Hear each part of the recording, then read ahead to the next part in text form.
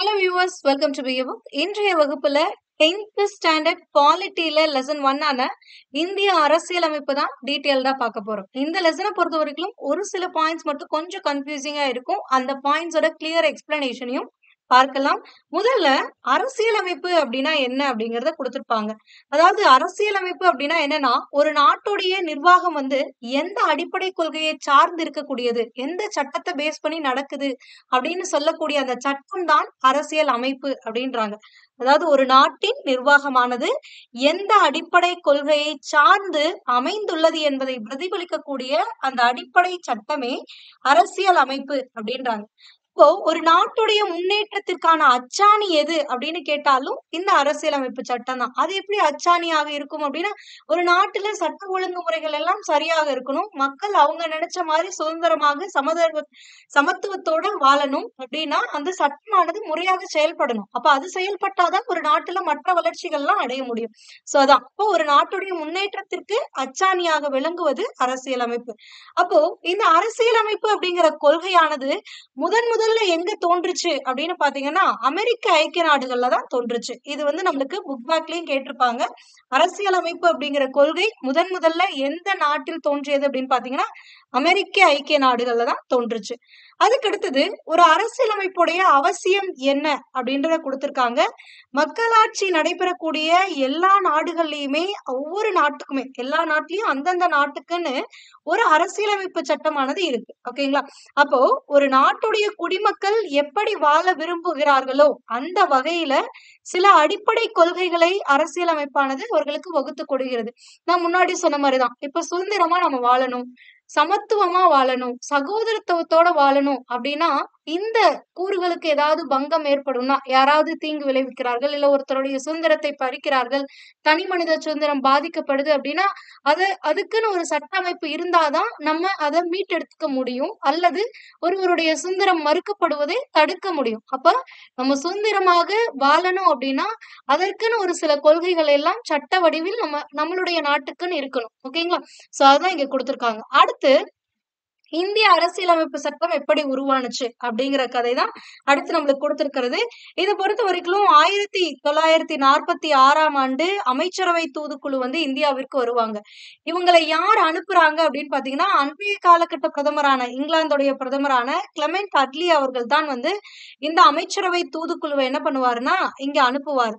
எதற்காக அனுப்புறாரு அப்படின்னு பாத்தீங்கன்னா, இந்தியாவுக்கு சுதந்திரம் கொடுக்கலாம், அப்ப அமைதியான முறையில எப்படி அந்த பவரை டிரான்ஸ்பர் பண்றது, எப்படி சுதந்திரம் கொடுக்கிறது, அதை பத்தி தெரிஞ்சுக்கிறதுக்காகவும், அது மட்டும் இல்லாம நம்ம பிரிட்டிஷ் கண்ட்ரோல்ல இருக்கக்கூடிய இந்த இந்தியா ஃப்ரீடம் வாங்கிடுச்சு அப்படின்னா அதுக்கப்புறம் அது எப்படி அந்த நிர்வாகத்தை செயல்படுத்தும், அப்ப அதுக்குன்னு ஒரு சட்டம் இருக்க வேண்டும் அல்லவா, அரசியலமைப்பு இருக்கணும்ல, அந்த அரசியலமைப்பை அவங்க எப்படி உருவாக்க போறாங்க. அது மட்டும் இல்லாம அன்றைய காலகட்டத்துல, அதாவது இண்டிபெண்டன்ட்க்கு முன்னாடி பாத்தீங்க அப்படின்னா வங்காளதேசம், பாகிஸ்தான் எல்லா அண்டை நாடுகளும் சேர்ந்த ஒரு பகுதியாகத்தான் இந்தியா அப்படிங்கிறது இருந்துச்சு. சோ அப்படிங்கும் பொழுது பல்வேறு மதத்தை சார்ந்தவர்கள் இங்க வாழ்ந்துட்டு இருந்தாங்க. அதுல மெஜாரிட்டி அப்படின்னு பாத்தீங்கன்னா இந்துக்களும் முஸ்லிம்களும் இருந்தாங்க. சோ இந்தியன் நேஷனல் காங்கிரஸும் இருந்துச்சு, இந்திய தேசிய காங்கிரஸும் இருந்துச்சு, முஸ்லீம் லீக் அப்படிங்கிற ஒரு கட்சியுமே இருந்துச்சு. சோ இதுல முஸ்லீம் லீக்கோடைய கோரிக்கையா என்ன இருந்துச்சு அப்படின்னா, அப்போ தங்களுக்குன்னு ஒரு தனிநாடு வேணும் அப்படிங்கிற கோரிக்கையோட இருந்த காலகட்டம். இந்த அமைச்சரவை தூதுக்குழு வரும் பொழுது முஸ்லிம்களுக்குன்னு தனியா நாட்டை கொடுத்துருங்க அப்படின்னு கேட்கிற அளவுக்கு இருந்தாங்க அவங்க. ஓகேங்களா? சோ இந்த மாதிரி ஒரு சூழல் இருந்துச்சு. அப்போ இந்த ஒற்றுமையானது பாதிக்க கூடாது, முஸ்லிம்கள் தனியா இந்துக்கள் தனியான பிரிஞ்சிடக்கூடாது அப்படிங்கறதுலயும் கிளமெண்ட் அட்லி அவர்கள் உறுதியா இருந்தாரு. அது மட்டும் இல்லாம இப்போ இந்த ஒரு கான்ஸ்டிடியூஷனை மேக் பண்ணணும்னா எப்படி எல்லாம் அவங்க பண்ணணும், அடுத்தது ஹிந்துக்கள் அதிகமா இருந்தாங்க, முஸ்லிம்கள் அப்போ கம்மியா இருந்தாங்க. அப்ப அந்த மைனாரிட்டி கம்யூனிட்டிக்கான தேவையான ப்ரொடக்ஷன் இருக்கணும், அதை எப்படி நம்ம செயல்படுத்த போறோம் அப்படிங்கறத பத்தி தெரிஞ்சுக்கிறதுக்காகவும் இங்க விளக்குறதுக்காகவும் வந்தவங்க தான் இந்த அமைச்சரவை தூதுக்குழு. இந்த அமைச்சரவை தூதுக்குழுல யார் யாரெல்லாம் இடம் பெற்றிருந்தாங்க அப்படின்னு பாத்தீங்கன்னா, பெத்திக் கிளாரன்ஸ் பிரபு அவர்கள், அடுத்தது சர் ஸ்டாஃபோர்ட் கிரிப்ஸ், அடுத்தது ஏவி அலெக்சாண்டர். இந்த 3 பேர் அடங்கிய இந்த கேபினெட் மிஷன் சொல்லக்கூடிய இந்த அமைச்சரவை தூதுக்குழுவானது 24 மார்ச் 1946 அன்று இந்தியாவிற்கு வராங்க. வந்துட்டு இதெல்லாம் எடுத்து சொல்றாங்க, இந்த மாதிரி நாங்க உங்களுக்கு ஃப்ரீடம் கொடுக்குறோம், உங்களுக்குன்னு ஒரு கான்ஸ்டிடியூஷனை மேக் பண்ணிக்கோங்க. அப்பதான் முஸ்லீம் லீக் கோரிக்கை வைக்கிறாங்க, எங்களுக்கு தனிநாடு கொடுங்க அப்படின்னு. அதுக்கு சொல்றாங்க, தனிநாடு எல்லாம் கொடுக்க முடியாது, ஒன்றுபட்டு வாழுங்க. சோ அப்போ ஒற்றுமையா வந்து இந்த அரசியலமைப்பை உருவாக்குங்க.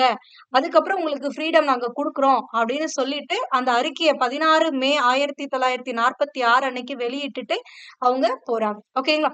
சோ இப்போ இவங்க ஒரு பெர்மிஷன் குடுத்துட்டாங்க. அதாவது பிரிட்டிஷ் கண்ட்ரோலுக்கு கீழ இருந்த இந்தியா அந்த மெம்பர்ஸ்க்கு எல்லாத்துக்குமே அப்போ சட்டசபையில இருந்தவங்களா இருக்கட்டும், ஆட்சியில இருந்தவங்க, சோ அவங்க கிட்ட சொல்லிட்டாங்க. இந்த மாதிரி உங்களுக்கு ஃப்ரீடம் குடுக்குறோம்ப்பா. உங்களுக்குன்னு ஒரு சட்டசபைய உருவாக்கிக்கோங்க. அதாவது உங்களுக்குன்னு ஒரு அரசியலமைப்பு உருவாக்கிக்கோங்க. சோ அந்த உருவாக்கிட்டு சொல்லுங்க. நாங்க உங்களுக்குன்னு ஒரு இத குடுத்துடுறோம் அப்படின்றாங்க. சோ அப்படித்தான் வந்து அந்த அரசியலமைப்பு உருவாக்குறாங்க. அப்போ அந்த அரசியலமைப்பை உருவாக்குவதற்குன்னு ஒரு சபை வேணும் அல்லவா? அதற்காகத்தான் தோன்றியது இந்த அரசியல் நிர்ணய சபை அப்படிங்கிறது. ஓகேங்களா? அப்ப அந்த அரசியல் நிர்ணய சபையில யார் யாரெல்லாம் இருக்கணும்? ஒவ்வொரு மாகாணத்துல இருந்து எத்தனை பேர் வரணும்? அப்படிங்கிற கொஸ்டினுக்கு எல்லாத்துக்குமே அடுத்து பதில் குடுத்திருக்காங்க. என்ன அப்படின்னு பாத்தீங்கன்னா, மாகாணங்களுடைய பிரதிநிதிகளா 292 பேரு தேர்ந்தெடுக்கப்படுறாங்க. அதுக்கடுத்தது 93 சுதேச அரசுகளுடைய சார்பாக ஒரு 93 பேர் நியமனம் செய்யப்படுறாங்க. அது மட்டும் இல்லாம மாகாண முதன்மை ஆணையர்கள் சார்பாக, அதாவது டெல்லி, அஜ்மீர் மேர்வாரா பகுதி, அடுத்தது கூர்க். இந்த 3 மாகாணங்கள்ல இருக்கக்கூடிய முதன்மை ஆணையாளர்கள் சார்பாக ஒரு 3 நியமிக்கப்படுகிறார்கள். அது மட்டும் இல்லாம பலுச்சிஸ்தான் சார்பாக, அப்போ பிரிட்டிஷ் கண்ட்ரோலுக்கு கீழ இருந்த அந்த பலுச்சிஸ்தான் பகுதிகளுக்கு ஒரு பிரதிநிதி அப்படிங்கிற விதத்துல ஒருத்தரும் நியமிக்கப்படுறாங்க. அது என்ன மேம் மாகாணம் அப்படின்னு நீங்க கேட்டீங்கன்னா, இன்றைய காலகட்டத்துல மட்டும் சட்டமன்றம், முதலமைச்சர் அப்படின்லாம் கிடையாது. அந்த காலகட்டத்திலயுமே இந்த சட்டசபையெல்லாம் இருக்கத்தான் செஞ்சுச்சு. அப்போ இந்தியாவ மாகாணங்களா பிரிச்சிருந்தாங்க. சோ அந்த மாகாணங்கள்ல இருந்து 10 லட்சம் பேருக்கு ஒரு பிரதிநிதி அப்படிங்கிற வீதத்துல, சோ விகிதாச்சாரத்துல என்ன பண்ணாங்க அப்படின்னா, ஒரு பிரதிநிதிய அந்த சட்டமன்றத்துல தேர்ந்தெடுத்து அனுப்புனாங்க இந்த அரசியல் நிர்ணய சபைக்கு. அப்படி தேர்ந்தெடுக்கப்பட்டவர்கள் தான் அந்த மாகாணங்கள்ல இருந்து 10 லட்சம் பேருக்கு ஒரு பிரதிநிதின்னு தேர்ந்தெடுக்கப்பட்டு இந்த அரசியல் நிர்ணய சபைக்கு அனுப்பப்பட்டவர்கள் தான் இந்த 292 பேர். ஓகேங்களா? அடுத்தது சுதேச அரசுகள் தனித்தனியா இருப்பாங்கல்ல, இவங்களுடைய எல்லாம் சேராம தனியா ஒரு ஆட்சி நடத்திட்டு இருப்பாங்கல்ல, அவங்க வந்து ஒரு 93 அரசர்கள் அந்த மாதிரி இருந்தாங்க. அப்ப அவங்களுடைய சார்பாக ஒரு 93 பேரை அனுப்பி வச்சாங்க. அதுக்கு அடுத்து நம்ம முன்னாடி சொன்னதுதான். இந்த முதன்மை மாகாணத்துல இருந்து ஒரு 3 பேரு, பலுச்சிஸ்தான் சார்புல ஒருத்தர். அப்ப மொத்தமா எத்தனை பேர் அப்படின்னு பாத்தீங்கன்னா 389 பேர் வந்து இந்த அரசியல் நிர்ணய சபைக்கு உறுப்பினர்களாக தேர்ந்தெடுக்கப்படுறாங்க. சோ இந்த உறுப்பினர்களை கொண்டுதான் அடுத்தடுத்து கூட்டங்கள் நடக்குது. அந்த கூட்டங்கள்ல இந்த சட்டத்தை வைக்கலாம், இந்த சட்டத்தை நீக்கலாம், இதை வைக்கலாம், இதை மாற்றம் செய்யலாம் அப்படின்னு பல விவாதங்கள் நடந்து நம்மளுக்குன்னு ஒரு கான்ஸ்டிடியூஷனை மேக் பண்றாங்க. ஓகேங்களா? சோ அப்படி இந்த உறுப்பினர்களை கொண்டு முதல் கூட்டம் என்னைக்கு தொடங்குது அப்படின்னு பாத்தீங்கன்னா 1946 ஆண்டு டிசம்பர் மாதம் 9ஆம் தேதி தான் இந்த அரசியல் நிர்ணய சபையுடைய முதல் கூட்டமானது தொடங்குகிறது. இது ரொம்பவே முக்கியம். ஏன்னா ப்ரீவியஸ் இயர்ல இதை பத்தியும் நம்மளுக்கு கேட்டிருக்காங்க. ஓகேங்களா? சோ பாருங்க, ஃபர்ஸ்ட் பெஞ்ச் என்னைக்கு நடக்குது அப்படின்னு பாத்தீங்கன்னா டிசம்பர் 9, 1946. அப்போ இந்த கூட்டமானது கூடும் பொழுது அதற்குன்னு ஒரு தலைவர் இல்ல. இப்போ தற்காலிகமா ஒரு தலைவரை தேர்ந்தெடுக்கிறாங்க. சோ அப்போ அந்த அவையில இருந்த கிருபாலினி அவர்கள் என்ன சொல்றாங்க அப்படின்னா, இந்த அவையில மூத்தவர் யார் அப்படின்னு பாத்தீங்கன்னா டாக்டர் சச்சிதானந்த சின்ஹா அவர்கள் தான். சோ அதனால பிரெஞ்சு முறைப்படி, அதாவது பிரெஞ்சுல வந்து என்ன பண்ணுவாங்கன்னா யார் மூத்தவங்க இருக்காங்களோ அவங்கள தலைவரா நியமிப்பாங்க. சோ அந்த மாதிரி இந்த பிரெஞ்சு முறைப்படி டாக்டர் சச்சிதானந்த சின்ஹாவை தற்காலிக தலைவரா நம்ம நியமிக்கலாம் அப்படின்னு சொல்லி முன்மொழிகிறாங்க. அதனை மற்றவர்களும் வழிமொழிகிறார்கள். அதனால தற்காலிக தலைவராக டிசம்பர் 9, 1946 அன்று நடந்த கூட்டத்திற்கு தலைமை ஏற்கிறார் டாக்டர் சச்சிதானந்த சின்ஹா அவர்கள். ஓகேங்களா? சோ இதுக்கப்புறம் ரொம்ப நாள்லாம் இவரு தற்காலிக தலைவரா இல்ல. ஒரு 2 நாள் தான் இருந்தாரு. 9, 10 மட்டும்தான். ஏன்னா 11th டிசம்பர் 1946 ஆண்டு நிரந்தர தலைவரையே வந்து தேர்ந்தெடுத்துருவாங்க. யார் அப்படின்னு பாத்தீங்கன்னா டாக்டர் ராஜேந்திர பிரசாத் அவர்களை நிரந்தர தலைவராக அரசியல் நிர்ணய சபைக்கு தேர்ந்தெடுக்கப்படுறாரு. ஆனா உங்களுடைய புக்ல இங்க வந்து இந்திய அரசியலமைப்பை உருவாக்க கூட்டத்தொடர் நடந்து கொண்டிருக்கும் போதே அவர் இறந்ததை தொடர்ந்துங்கிறாங்க. ஆனா அவர் இறந்தது எப்போ அப்படின்னு பாத்தீங்கன்னா மார்ச் 6, 1950 தான் இறக்குறாரு. சுதந்திரத்துக்கு அப்புறமா தான் அவர் இறக்குறாரு. ஓகேங்களா? பட் ஆனா வந்து உங்களுக்கு இவரு ராஜேந்திர பிரசாத் அவர்கள் 11 டிசம்பர் 1946 அன்றே 6ஆம் தேதி அன்று என்ன பண்ணிட்டாங்க அப்படின்னா நிரந்தர தலைவராக தேர்ந்தெடுக்கப்பட்டுட்டாங்க. சோ அதனால இதை நோட் பண்ணிக்கோங்க. இது உங்களுடைய புக்ல இருக்காது. அண்ட் யாரு முன்மொழிந்தார்கள்னு கேட்பாங்க. கிருபாலினி அவர்கள் தான் முன்மொழிந்தார்கள். எந்த முறைப்படி தேர்ந்தெடுக்கப்பட்டார்னு கேட்பாங்க. சச்சிதானந்த சின்ஹா பிரெஞ்சு முறைப்படி தேர்ந்தெடுக்கப்படுறாரு. சோ இப்ப அந்த 11 டிசம்பர் 1946ஆம் ஆண்டு டாக்டர் ராஜேந்திர பிரசாத் அவர்களை அரசியலமைப்பு நிர்ணய சபையுடைய தலைவராகவும், ஹெச்.சி. முகர்ஜி, வி.டி. கிருஷ்ணமாச்சாரி இருவரையும் துணைத் தலைவர்களாகவும் தேர்ந்தெடுக்கிறாங்க. இதையும் நோட் பண்ணிக்கோங்க. இதுவும் உங்களுக்கு கேட்பாங்க. அதுக்கடுத்தது இந்த கூட்டத்தொடர் 11 அமர்வுகளாக 166 நாட்கள் நடைபெறுது. இந்த கூட்டத்துல 2473 திருத்தங்களானது முன்வைக்கப்படுது. இதுவும் ரொம்ப இம்பார்ட்டன்ட். இந்த ப்ளூ கலர்ல இருக்கு அப்படின்னாலே இது ரொம்ப இம்பார்ட்டன்ட்னு அர்த்தம். ஓகேங்களா? அண்ட் இம்பார்ட்டன்டான பாயிண்ட் அப்படிங்கும் போது எல்லோ கலர்ல உங்களுக்கு ஹைலைட் பண்ணிருப்போம். அடுத்தது அரசியல் நிர்ணய சபை பல்வேறு குழுக்கள் மூலமாக இந்திய அரசியலமைப்பு சட்டத்தை உருவாக்கும் பணியை மேற்கொண்டது. அதாவது உங்களுக்கு இதுல 2 விதமா கொடுத்திருப்பாங்க. பெரிய குழுக்கள், சிறிய குழுக்கள்னா உருவாக்கி அதன் மூலமாக ஒவ்வொரு டிபார்ட்மெண்ட் வைஸா கொடுத்திருப்பாங்க. அதுபடி இந்த சட்டமானது உருவாக்கப்பட்டது. இதுல வரைவு குழுவுடைய தலைவராக யார் இருக்காங்க அப்படின்னு பாத்தீங்கன்னா, இந்த குழுக்கள் பல குழுக்கள் நிர்ணயிப்பாங்க. அதுல வரைவு குழுவுடைய தலைவராக யார் இருக்காங்க அப்படின்னா டாக்டர் B.R. அம்பேத்கர் அவர்கள் தலைமை ஏற்கிறாரு. இவருடைய தலைமையில தான் இந்திய அரசியலமைப்பு சட்டமானது உருவாக்கப்பட்டது. அதனால இவரை இந்திய அரசியலமைப்பின் தந்தை என அழைக்கப்படுறாரு. அது மட்டும் இல்லாம நவீன கால மனு அப்படின்னும் இவர் அழைக்கப்படுறார். இதுவும் ரொம்ப இம்பார்ட்டன்ட் ஆனது, நோட் பண்ணிக்கோங்க. இந்திய அரசியலமைப்பின் தந்தை இல்லைன்னா இந்திய அரசியலமைப்பின் சிற்பி அல்லது நவீன கால மனு என அழைக்கப்படுபவர் யார் அப்படின்னு கேட்கலாம். Doctor B.R. அம்பேத்கர் அவர்கள். அதே மாதிரி சட்ட வரைவுகளுடைய தலைவராக யார் இருந்தாங்க அப்படின்னு கேட்கலாம். அதுவும் டாக்டர் B.R. அம்பேத்கர் அவர்கள் தான். ஓகேங்களா? அடுத்தது இந்த மாதிரி இவங்க ஒரு டிராஃப்ட் இது பண்ணிட்டு கொண்டு கொடுக்குறாங்க. ஒரு அரசியலமைப்பு உருவாக்கிட்டாங்க. அதை கொண்டு அந்த அரசியல் நிர்ணய சபையில கொடுக்குறாங்க. அது குறித்து விவாதங்கள் நடக்குது, திருத்தங்கள் நடக்குது. எல்லாமே நடந்ததுக்கு அப்புறம் அந்த சபையில இருக்கக்கூடிய எல்லாரும் அக்செப்ட் பண்ணதுக்கு அப்புறமா என்ன பண்றாங்க அப்படின்னா, இதை மக்களுக்கும் கொண்டு போகணும் அல்லவா? இப்ப மக்களுடைய கருத்தும் தெரிவிக்கணும்ன்றதுக்காக என்ன பண்றாங்கன்னா, இந்திய அரசியலமைப்பு சட்டமானது எழுதப்பட்ட பின்னர் பொதுமக்கள், பத்திரிகைகள், மாகாண சட்டமன்றங்கள் மற்றும் பலரால் விவாதிக்கப்படுது அப்படின்றாங்க. சோ இந்த மாதிரி விவாதித்ததுக்கு அப்புறமா இறுதியாக முகவுரை, 22 பாகங்கள், 395 சட்டப்பிரிவுகள் மற்றும் 8 அட்டவணைகள் கொண்ட இந்திய அரசியல் அமைப்பு 1949ஆம் ஆண்டு நவம்பர் 26ஆம் நாள் ஏற்றுக்கொள்ளப்பட்டது. இது ப்ரீவியஸ் இயர்ல அடிக்கடி வரக்கூடிய ஒரு கொஸ்டின். ஓகேங்களா?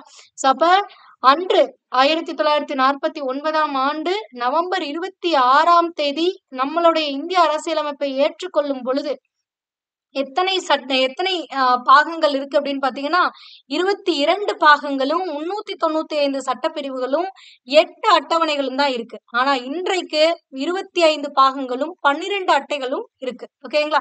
சோ அது மட்டும் இல்லாம இதுல இன்னொரு கொஸ்டினும் ப்ரீவியஸ் இயர்ல அடிக்கடி கேட்பாங்க. என்னன்னா, என்று நடைமுறைக்கு வந்தது இந்த இந்திய அரசியலமைப்பு சட்டமானது என்னைக்கு நடைமுறைக்கு வருதுன்னா 1950 ஜனவரி 26ஆம் நாள் இந்திய அரசியலமைப்பு சட்டம் நடைமுறைக்கு வந்தது. ரெண்டுக்கும் டிஃபரன்ஸ் இருக்கு. என்னைக்கு ஏற்றுக்கொள்ளப்பட்டது அந்த அரசியல் நிர்ணய சபையால, என்னைக்கு அந்த சட்டமானது ஓகே இதுதான் நம்மளுடைய கான்ஸ்டிடியூஷன் அப்படின்னு சொல்லி ஃபைனல் டெசிஷன் வந்துச்சு அப்படின்னா நவம்பர் 26 1949. அதுக்கப்புறம் அது என்னைக்கு இந்த நாட்டுல இருக்கக்கூடிய எல்லாருக்கும் இம்ப்ளிமெண்ட் பண்றாங்க, நடைமுறைக்கு கொண்டு வராங்கன்னா 1950 ஜனவரி 24. அது என்னைக்கு இம்ப்ளிமெண்ட் ஆனுச்சோ அன்னைக்குதான் குடியரசு தினமாக நாம் கொண்டாடுகின்றோம். ஓகேங்களா? அடுத்தது இங்க ஒரு உங்களுக்கு தெரியுமா பகுதி கொடுத்திருக்காங்க. எப்பவும் சொல்லக்கூடியதுதான். உங்களுக்கு தெரியுமான்னு கொடுத்திருந்தாலோ அல்லது வேற ஏதாவது ஒரு கலர்ல ஹைலைட் பண்ணி கொடுத்திருந்தாங்களாலோ அது ரொம்பவே இம்பார்ட்டன்டான பாயிண்ட். இங்க பிரேம் பெஹாரி நரேன் ரைஜடா என்பவரால் இந்திய அரசியலமைப்பு சட்டம் இத்தாலிய பாணியில் அவரது கைப்பட எழுதப்பட்டது. இதுவுமே ப்ரீவியஸ் இயர்ல உங்களுக்கு கேட்டிருக்காங்க. ஓகேங்களா? சோ அதனால இதையும் நோட் பண்ணிக்கோங்க. பிரேம் பெஹாரி நரேன் ரைஜடா அப்படிங்கிறவர் தான் இந்திய அரசியலமைப்பு சட்டத்தை இத்தாலிய மொழியில கையால எழுதியிருக்காரு. ஓகேங்களா? அடுத்தது இந்திய அரசியலமைப்பு சட்டத்துடைய சிறப்பு கூறுகள் என்ன அப்படின்னு கொடுத்திருக்காங்க. கூட்டு காரணங்கள்ல கேட்கப்படக்கூடிய ஒரு கொஸ்டினா இருக்கு. அதாவது கூற்றுகள்ல கேட்கக்கூடியது.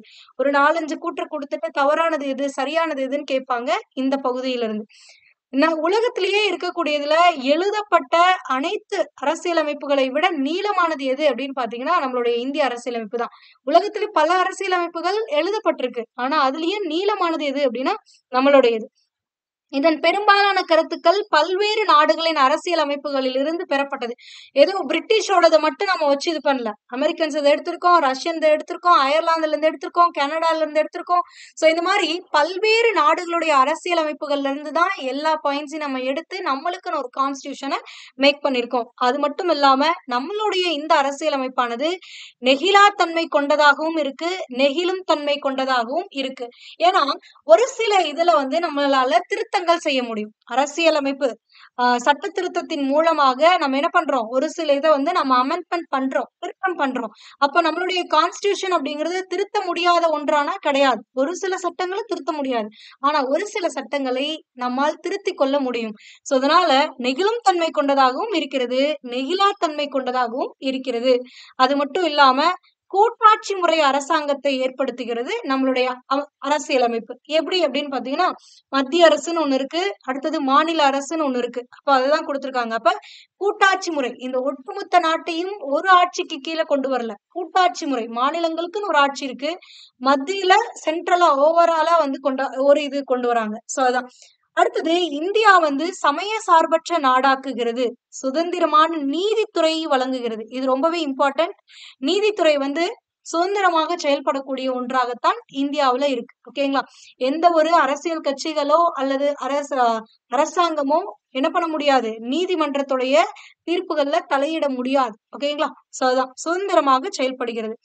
உலகளாவிய வயதுக்கு வந்தோர் வாக்குரிமையை அறிமுகப்படுத்தியதோடு 18 வயது நிரம்பிய குடிமக்கள் அனைவருக்கும் எந்தவித பாகுபாடுமின்றி வாக்குரிமையை வழங்குகிறது இந்திய அரசியலமைப்பு. இப்போ இந்திய அரசியலமைப்புடைய சிறப்பு கூறுகள் அப்படின்னு கேட்டா எல்லாமே நீங்க எழுதணும். அதாவது ஒண்ணு நீளமானது, அடுத்தது நெகிழும் தன்மை, நெகிழாத்தன்மை கொண்டது, பல்வேறு நாடுகளிலிருந்து எடுத்தாளப்பட்டது, கூட்டாட்சி முறைக்கு வழிவகுக்கிறது, மதச்சார்பற்ற நாடாக இருக்கிறது, சுதந்திரமான நீதித்துறையை வழங்குகிறது, 18 வயது பூர்த்தியடைந்த ஒவ்வொரு குடிமகனுக்கும் வாக்குரிமை, எந்த ஒரு பாகுபாடுமின்றி ஏழை பணக்காரன் அப்படின்னோ இல்ல மேல் ஜாதி கீழ் ஜாதி அப்படின்னோ எந்த ஒரு பாகுபாடும் இல்லாமல் அனைவருக்கும் உரிமை தரக்கூடியது.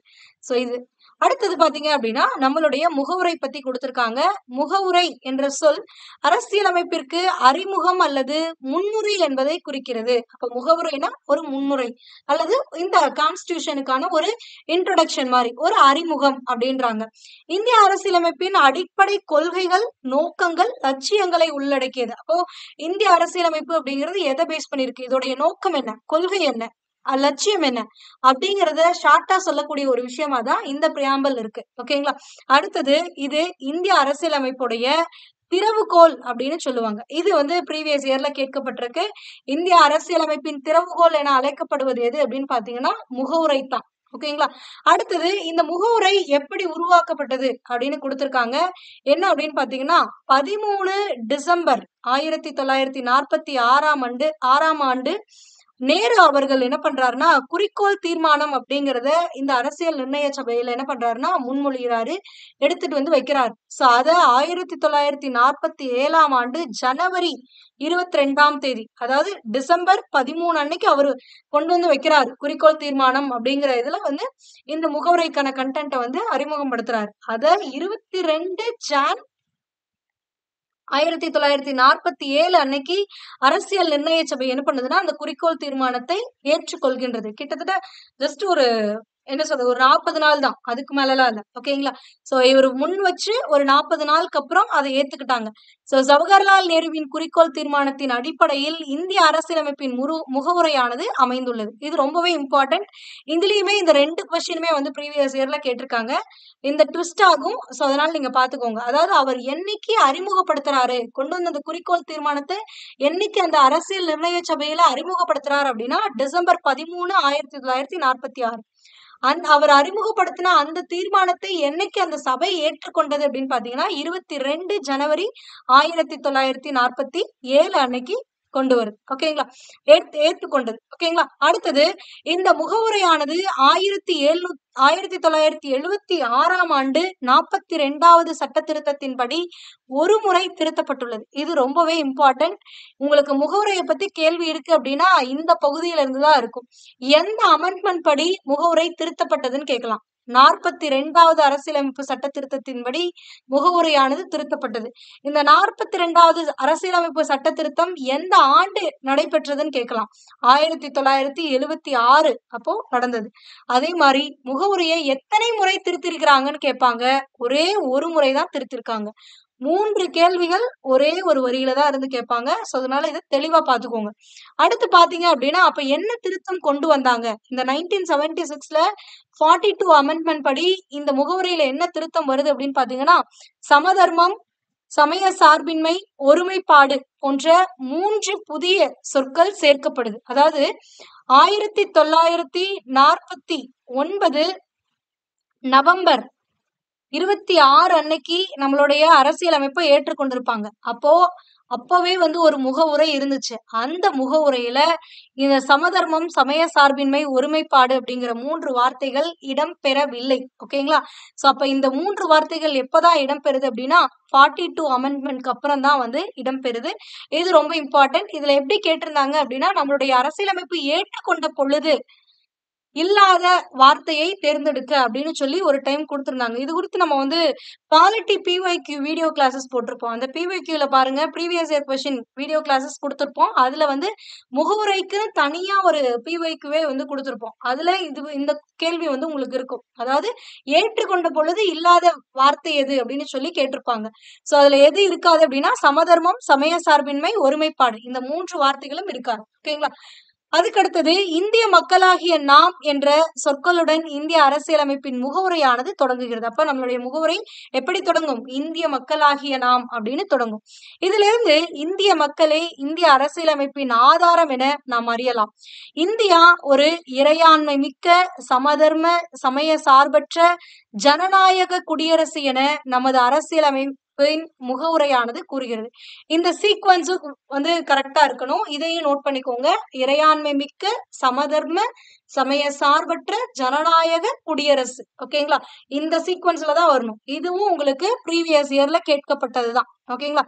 அடுத்து பாத்தீங்க அப்படின்னா இந்திய குடிமக்கள் அனைவருக்கும் சமூக, பொருளாதார, அரசியல் நீதி, ஜஸ்டிஸ் அப்படிங்கிறது சமூக நீதியும் இருக்கணும், பொருளாதார நீதியும் இருக்கணும், அரசியல் நீதியும் இருக்கணும். சோ எல்லா நீதிகளிலும் அதாவது 3 வகையான நீதிகளிலும் பாதுகாப்பு வழங்க வேண்டும் ஒவ்வொரு குடிமக்களுக்கும் அப்படின்றாங்க. ஓகேங்களா?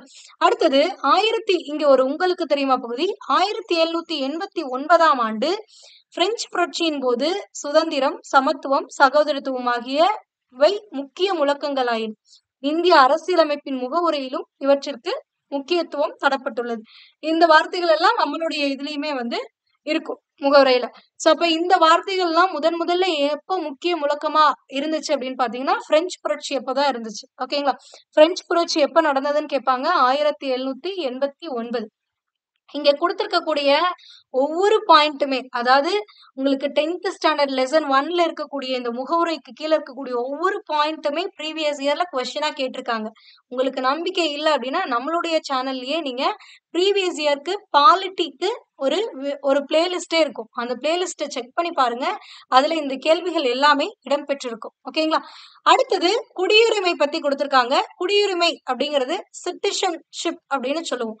அப்போ இதுல இந்த சிட்டிசன் அப்படிங்கிற சொல்லுக்கு சிவிஸ் அப்படிங்கிறது தான் லத்தீன் சொல். அதாவது லத்தீன் சொல் என்னது? சிவிஸ். அப்ப சிவிஸ்ங்கிற அந்த லத்தீன் சொல்ல இருந்துதான் சிட்டிசன் அப்படிங்கிற சொல்லானது பெறப்பட்டுச்சு.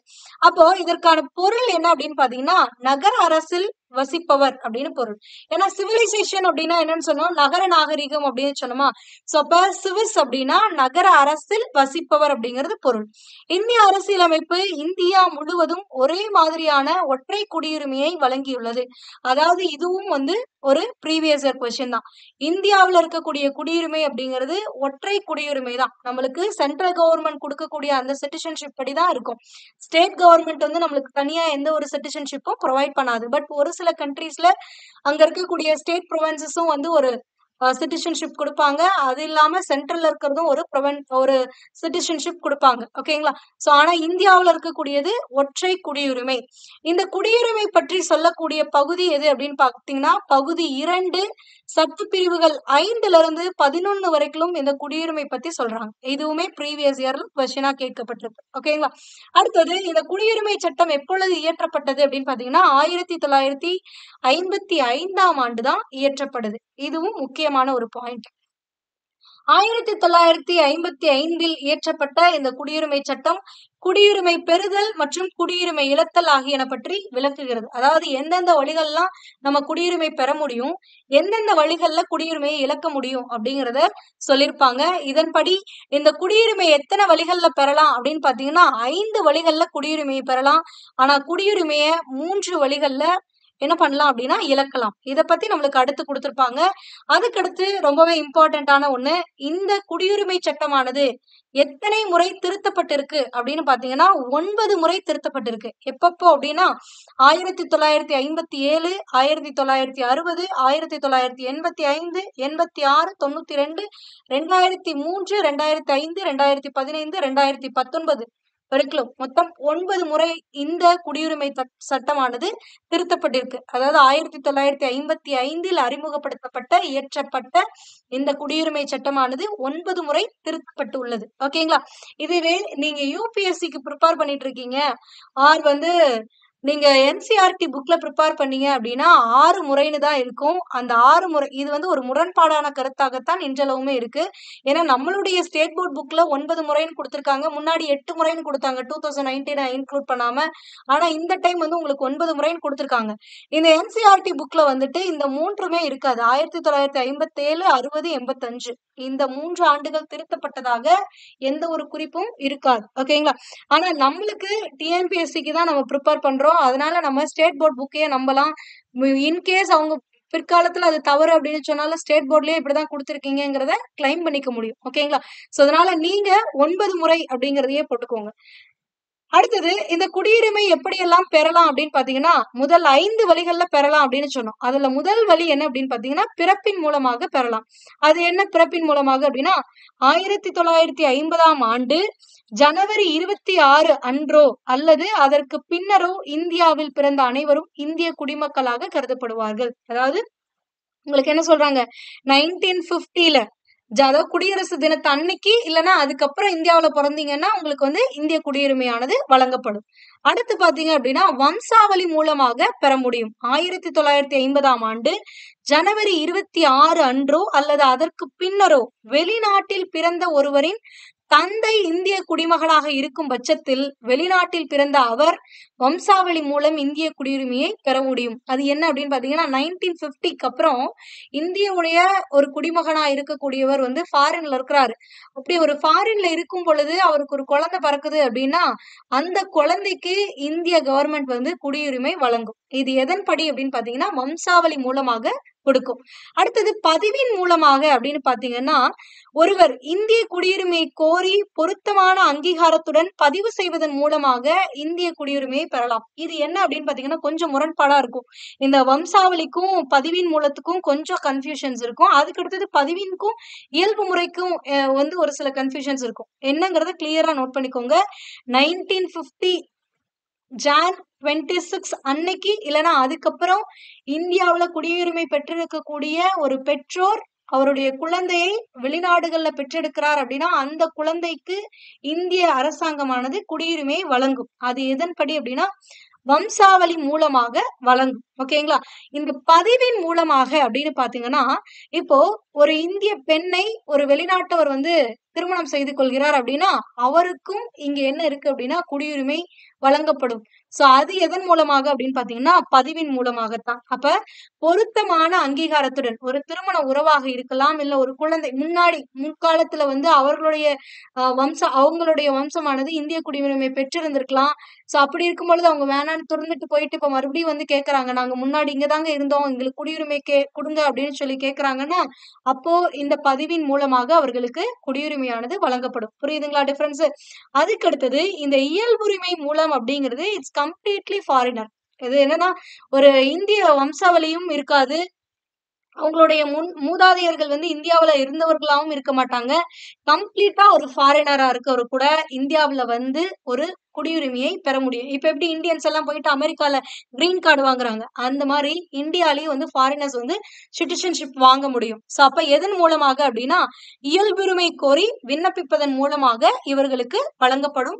இதுல வந்து அவங்க விண்ணப்பிக்கிறதுக்கு 14 வருஷத்துக்கு முன்னாடி, அதாவது அவங்க விண்ணப்பிக்கிற டேட்ல இருந்து முன்னாடி ஒரு 14 வருஷத்துல 11 வருஷம் இந்தியாவுல அவங்க ஸ்டே பண்ணியிருந்தா மட்டும்தான் இந்த இயல்புரிமையின் மூலமாக அவங்க குடியுரிமை பெற முடியும். ஓகேங்களா? சோ இது வந்து நம்ம ஹையர் ஸ்டாண்டர்ட்ஸ்ல வந்து பார்க்கும் பொழுது டீட்டெயிலா கொடுத்திருப்பாங்க. அடுத்தது பிரதேச இணைவின் மூலம் அப்படின்றாங்க. அது என்ன பிரதேச இணைவின் மூலம்னா, இப்ப இந்தியா வந்து பக்கத்துல இருக்கக்கூடிய ஏதாவது ஒரு நாடானது இந்தியாவோட ஜாயிண்ட் ஆயிக்குச்சுன்னா அந்த சேர்ந்த அந்த பகுதியில் வசிக்கக்கூடிய மக்களுக்கும் இந்திய குடியுரிமை வழங்கப்படும். அதுதான் இந்த இது. ஓகேங்களா? சோ அப்ப 5 வழிகள்ல நம்மளால குடியுரிமை பெற முடியும். இதுவும் ப்ரீவியஸ் இயர்ல கேட்டிருக்காங்க. 5 வழிகள் என்னென்னு கேட்பாங்க. பிறப்பின் மூலம், வம்சாவளி மூலம், பதிவின் மூலம், பை ரெஜிஸ்ட்ரேஷன், பை நேச்சுரலைசேஷன், இயல்புரிமை மூலமாக, அதுக்கடுத்தது பிரதேச இணைவின் மூலமாக. ஓகேங்களா? அப்ப குடியுரிமையை எப்படி இழக்க முடியும் அப்படின்னா 3 வழிகள்ல இழக்க முடியும். அது என்ன அப்படின்னு பாத்தீங்கன்னா, துரத்தல், முடிவுற செய்தல் அல்லது இழத்தல். அதாவது முன்னாடி எப்படிலாம் பெறலாம்னு சொன்னோமோ அந்த 5 வழிகள்ல நீங்க பெற்றிருக்கக்கூடிய அந்த குடியுரிமை 3 வழிகள்ல உங்களால இழக்க முடியும். துரத்தல் அப்படின்னா என்னன்னா, தானாக முன் வந்து ஒருத்தன் வந்து எனக்கு இந்த இந்தியன் சிட்டிசன்ஷிப் வேண்டாம், நான் ஃபாரின்ல செட்டில் ஆயிட்டேன், எனக்கு இது தேவையில்லை அப்படின்னு சொல்லி தானாக ஒருவர் முன் வந்து துறக்க முடியும் குடியுரிமையை. அததான் துரத்தல் அப்படிங்கிறாங்க. அடுத்தது வேறொரு நாட்டுல குடியுரிமை பெறும்போது தாமாகவே இந்திய குடியுரிமை முடிவுக்கு வந்துவிடும். அதுதான் முடித்தல். முடிவுறச் செய்தல் அப்படின்னா, நீங்க இப்ப ஃபாரின்ல போய் குடியுரிமை வாங்கிட்டீங்க அப்படின்னா உங்களுக்கு இங்க இந்தியால இருக்கக்கூடிய அந்த குடியுரிமையானது ரத்து செய்யப்படும். அதுதான். அடுத்தது இயல்புரிமையின் மூலம் குடியுரிமை பெற்ற ஒரு குடிமகன் மோசடி செய்து குடியுரிமை பெற்றவர் அல்லது தவறான பிரதிநிதித்துவம் தந்தவர் அல்லது உண்மைகளை மறைத்தவர் அல்லது எதிரி நாட்டுடன் வணிகம் செய்தவர் அல்லது 2 ஆண்டு காலத்திற்கு சிறை தண்டனை பெற்றவர் என்பதை நடுவண அரசு கண்டறிந்தால் அவர் குற்றம் புரிந்தவர் என்று திருப்திப்படும் பட்சத்தில் நடுவண அரசானது அவருடைய குடியுரிமையை இழக்கச் செய்யும். அதாவது இந்த பை நேச்சுரலைசேஷன் சொன்னல, ஒரு ஃபாரினர் வந்து இங்க வந்து குடியுரிமை பெறலாம் அப்படின்னு சொன்னல, அவர் அவ்வாறு பெற்ற அந்த குடியுரிமையை எந்த முறையில இழப்பாரு அப்படின்னு பாத்தீங்கன்னா இந்த இழத்தல் முறையில தான் இழப்பாரு. ஏன்னா எதனாலலாம் அப்படின்னா அவர் ஒருவேளை மோசடி செஞ்சாரு, இங்க ஏதாவது மோசடி செஞ்சாலோ இல்ல குடியுரிமை பெறும் பொழுது அந்த கொடுக்கப்பட்ட அந்த டாக்குமெண்ட்ஸ்ல ஏதாவது பொய் பண்ணியிருந்தோம், உண்மை இல்லாம இருந்துச்சுனாலோ இல்ல நம்மளுக்கு ஆப்பரண்ட் கண்ட்ரியோடைய லிங்க் இருந்தாலோ அதனால இங்க வந்து இந்திய நாட்டுக்குள்ள இருந்துகிட்டு தேவையில்லாத வேலைகளை செய்தாலோ அல்லது ஏதாவது ஒரு குற்றம் செய்து 2 வருடங்கள் வந்து தண்டனை பெறாரு அப்படின்னா அது வந்து நாடாளுமன்றத்துடைய கவனத்துக்கு போகும் பொழுது அவருடைய குடியுரிமையானது இழக்கப்படும். ஓகேங்களா? இதுதான். அடுத்தது அடிப்படை உரிமை அப்படின்னா என்னன்னு கொடுத்திருக்காங்க. இப்ப குடியுரிமைக்கு எந்த பகுதி? 2வது பகுதியில 5ல இருந்து 11 வரைக்கும் இருக்கக்கூடிய விதிகள் குடியுரிமையை பத்தி சொன்னுச்சா? அப்போ இதுக்கு அடுத்து இருக்கக்கூடியது என்ன அப்படின்னு பாத்தீங்கன்னா 3வது பகுதி. அப்ப இந்த பகுதி 3ல இந்த 11ல முடிஞ்சிச்சுல, அதுக்கு அடுத்து 12ல ஸ்டார்ட் ஆகும். 12ல இருந்து 35 வரைக்கும் இருக்கக்கூடிய விதிகள் எதனை பற்றி சொல்லக்கூடியது அப்படின்னு பாத்தீங்கன்னா அடிப்படை உரிமைகளை பற்றி சொல்லக்கூடியது. அதுதான் இங்க கொடுத்திருக்காங்க. இந்திய அரசியலமைப்பு சட்டம் பகுதி 3 12ல் இருந்து 35 வரை உள்ள சட்டப்பிரிவுகள் அடிப்படை உரிமைகள் பற்றி கூறுகின்றது. அரசியலமைப்பை உருவாக்கியவர்கள் இந்த அடிப்படை உரிமைகளை அமெரிக்க ஐக்கிய நாடுகளின் அரசியலமைப்பு அடிப்படை உரிமைகளின் தாக்கத்தால் உருவாக்கியுள்ளார்கள். இது ரொம்ப இம்பார்ட்டன்ட். இதுல இந்த 2மே ப்ரீவியஸ் இயர் தான். அதாவது உங்களுக்கு இதுவுமே ப்ரீவியஸ் இயர்ல கேட்டிருக்காங்க. எந்த பகுதி எந்த ஆர்டிக்கல் அப்படின்னு சொல்லி கேட்பாங்க. விதிகள் எதுன்னு கேட்பாங்க. விதி 12ல இருந்து 35 பார்ட் 3. ஓகேங்களா? அடுத்தது எந்த கண்ட்ரில இருந்து இந்த அடிப்படை உரிமை அப்படிங்கறத எடுத்துட்டு வந்தாங்க அப்படின்னா அமெரிக்க ஐக்கிய நாடுகள்ல இருந்து தான் எடுத்துட்டு வந்திருக்காங்க. USA ஓடது. ஓகேங்களா? அதுக்கு அடுத்தது நம்மளுடைய கான்ஸ்டிடியூஷன் அக்செப்ட் பண்ணிக்கிட்டாங்க பாருங்க. நவம்பர் 26, 1947 அன்னைக்கு. சோ அன்னைக்கு 1949 நவம்பர் 26 அன்னைக்கு நம்மளுடைய கான்ஸ்டிடியூஷன்ல எத்தனை அடிப்படை உரிமைகள் இருந்துச்சு அப்படின்னு பாத்தீங்கன்னா 7 அடிப்படை உரிமைகளானது இருந்தது. இதுவுமே அப்படியே கேட்பாங்க. நம்மளுடைய அரசியலமைப்பு ஏற்றுக்கொள்ளப்பட்ட பொழுது அல்லது நடைமுறைப்படுத்தப்பட்ட பொழுது இருந்த அடிப்படை உரிமைகளின் எண்ணிக்கை எத்தனைன்னு கேட்கலாம். 7 இருந்துச்சு. ஆனா இப்போ கரண்ட்ல எத்தனை தான் இருக்கு அப்படின்னா 6 அடிப்படை உரிமைகள் தான் இருக்கு. அப்ப அந்த ஒரு அடிப்படை உரிமை என்ன அப்படின்னு பாத்தீங்கன்னா சொத்துரிமை. அந்த சொத்துரிமையானது உரிமையானது அடிப்படை உரிமையிலிருந்து ஒரு சாதாரண உரிமையாக பின்பு மாற்றப்பட்டது. அதை பத்தி அடுத்து நம்மளுக்கு கொடுத்திருப்பாங்க. இதை மட்டும் தெரிஞ்சுக்கோங்க. இது அந்த டிஃபரன்சியேஷன் கொடுத்து உங்களுக்கு கொஸ்டின் கேட்பாங்க. ஆல்ரெடி கேட்டிருக்காங்க. அதனால தெளிவா பார்த்துக்கோங்க. நடைமுறைப்படுத்தப்பட்ட பொழுது 7 அடிப்படை உரிமை இருந்தது. தற்போது 6. ஓகேங்களா? இந்திய அரசியலமைப்பின் பகுதி 3 இந்தியாவின் மகாசாசனம் என அழைக்கப்படுகிறது. இதுவும் ப்ரீவியஸ் இயர் கொஸ்டின் தான். அப்போ இந்த பகுதி அடிப்படை உரிமைகளை விளக்கக்கூடிய இந்த பகுதி 3 ஆனது எவ்வாறு அழைக்கப்படுகிறது அப்படின்னா இந்தியாவின் மகாசாசனம் அப்படின்னு அழைக்கப்படுது. இந்தியாவில் வசிக்கும் மக்கள் அனைவருக்கும் அடிப்படை உரிமைகளானது பொதுவானது. அதாவது இந்தியாவில் இருக்கக்கூடிய எல்லாருக்குமே அடிப்படை உரிமைங்கிறது என்னது? பொதுவானதுதான். ஆனால் இந்திய குடிமக்களுக்கு மட்டுமே ஆன சில அடிப்படை உரிமைகளும் உண்டு. அது என்ன அப்படிங்கறத இங்க மென்ஷன் பண்ணிருக்க பாருங்க. அடிப்படை விதி 15, 16, 19, 29, 30 இது எல்லாமே ஒன்லி ஃபார் இந்தியன்ஸ். மத்த யாருக்காவது இங்க வந்து ஏதாவது பிரச்சனையாச்சு அப்படின்னா இந்த விதிகள்லாம் அப்ளிகபிள் கிடையாது. அதாவது ஒரு ஃபாரினர் வந்து ஒரு டூரிஸ்டா வந்து வராருங்க. சோ அப்படி வரும் பொழுது அவருக்கு இங்க பேச்சுரிமை இருக்கா அப்படின்னா அதெல்லாம் கிடையாது. சோ இந்தியனுக்கு தான் பேச்சுரிமை இருக்கிறது. ஆர்டிகல் 19 படி இந்தியனுக்கு தான் இங்க பேச்சுரிமை இருக்கிறது. ஓகேங்களா? ஆனா சட்டத்தின் முன் அனைவரும் சமம் தான். 14 படி எல்லாருமே சட்டத்தின் முன்னாடி சமம் தான். ஆனா ஒரு சில விதிகள் அப்படிங்கிறது உரிமைகள் அப்படிங்கிறது இந்த நாட்டை இந்த மண்ணை சேர்ந்தவர்களுக்கு தான் இந்திய அரசியல் அமைப்பானது வழங்குகிறது. சோ இதை நோட் பண்ணி வச்சுக்கோங்க. இதுவுமே இதை பேஸ் பண்ணி உங்களுக்கு கொஸ்டின் கேட்பாங்க. இந்த ஆர்டிகல்ஸ் எல்லாம் வந்து ஒன்லி ஃபார் இந்தியன்ஸ். அயலவர்களுக்கு இது செல்லுபடி ஆகாது. ஆனா மத்த அடிப்படை உரிமைகள்லாம் அயலவர்களுக்கும் செல்லுபடி ஆகும். ஓகேங்களா? அடுத்தது அரசியலமைப்புக்கு உட்பட்டு தீர்வு காணும் உரிமை அப்படிங்கிறது சட்டப்பிரிவு 32ல கொடுக்கக்கூடியது. அதாவது இதுவும் வந்து ஒரு அடிப்படை உரிமை தான். அப்ப இது ஏன் மேம் தனியா கொடுத்திருக்காங்க அப்படின்னா இது வந்து ரொம்ப இம்பார்ட்டன்டான ஒண்ணு. அதனால கொடுத்திருக்காங்க. அரசியல் அமைப்புக்கு உட்பட்டு தீர்வு காணும் உரிமையை பத்தி சொல்லக்கூடியதுதான் இந்த ஆர்டிகல் 32. அதாவது நம்மளுக்கு ஏதாவது ஒரு பிரச்சனை வரும் பொழுதுனா நம்ம நீதிமன்றத்தை நாடி அந்த நீதிமன்றத்துடைய பேராணையின் மூலமாக நமக்கு தேவையான காரியங்களை செய்து கொள்ள முடியும். சோ அதற்காக அந்த நீதிமன்றமானது பேராணை பிறப்பிக்கும். அதை பத்தி தான் இங்க கொடுத்திருப்பாங்க. நீதிமன்ற முத்திரையுடன் நீதிமன்றத்தால் வெளியிடப்படும் கட்டளை அல்லது ஆணை நீதி பேராணை எனப்படும். இது சில சட்டங்களை நிறைவேற்றாமல் தடை செய்ய நீதிமன்றத்தால் வெளியிடப்படக்கூடிய ஆணையாகும். உச்ச நீதிமன்றம் மற்றும் உயர் நீதிமன்றம் இரண்டுமே 5 வகையான நீதி பேராணைகளை வெளியிட அதிகாரம் பெற்றுள்ளது. சோ உயர் நீதிமன்றத்துக்கும் இருக்கு, உச்ச நீதிமன்றத்துக்கும் இருக்கு இந்த பேராணையை வெளியிடுவதற்கான அதிகாரம். இந்த 2 நீதிமன்றங்களுமே 5 வகையான பேராணைகளை வெளியிட முடியும். இது போன்ற ஆணைகளை வெளியிட்டு மக்களின் உரிமைகளை காப்பதனால் உச்ச நீதிமன்றத்தை அரசியலமைப்பின் பாதுகாவலன் என அழைக்கப்படுகிறது. ஓகேங்களா? சோ இது வந்து ரொம்ப இம்பார்ட்டன்ட். இதுவும் உங்களுக்கு ப்ரீவியஸ் இயர்ல கேட்கப்பட்டதுதான். அரசியலமைப்பின் பாதுகாவலன் அழைக்கப்படுவது எதுன்னு கேட்பாங்க. பாராளுமன்றம் அல்லது மாநில சட்டமன்றம், உச்ச நீதிமன்றம் அல்லது உயர் நீதிமன்றம்னு இதெல்லாம் உச்ச நீதிமன்றம் தான். அடுத்தது இந்த சட்டப்பிரிவு 32 டாக்டர் B.R. அம்பேத்கர் அவர்கள் என்ன சொல்லியிருக்காருன்னா அரசியல் அமைப்புடைய இதயம் மற்றும் ஆன்மா அப்படின்னு இதை குறிப்பிட்டிருக்காரு. இதுதான் heart and soul of Indian constitution அப்படின்னு சொல்லியிருக்காரு. இதுவுமே கேட்டிருக்காங்க. ஓகேங்களா?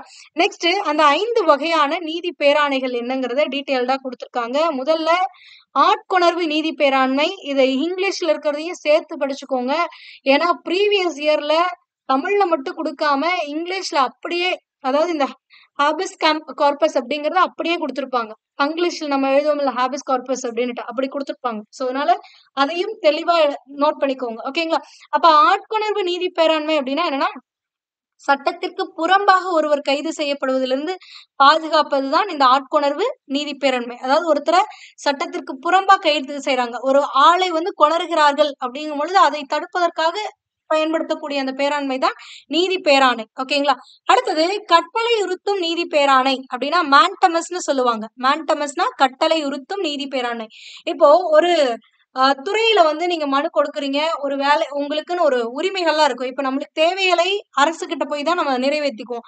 அப்படி நம்ம ஒரு டிபார்ட்மெண்ட்ல போய் நம்மளுடைய தேவைகளை கேட்கும் பொழுது அவங்க அதை செய்ய தாமதிக்கிறாங்கனாலோ இல்ல மறுக்கிறாங்களோ அப்படிங்கும் பொழுது நம்ம என்ன பண்ணலாம்னா நீதிமன்றத்துல வழக்கு தொடுக்கலாம்.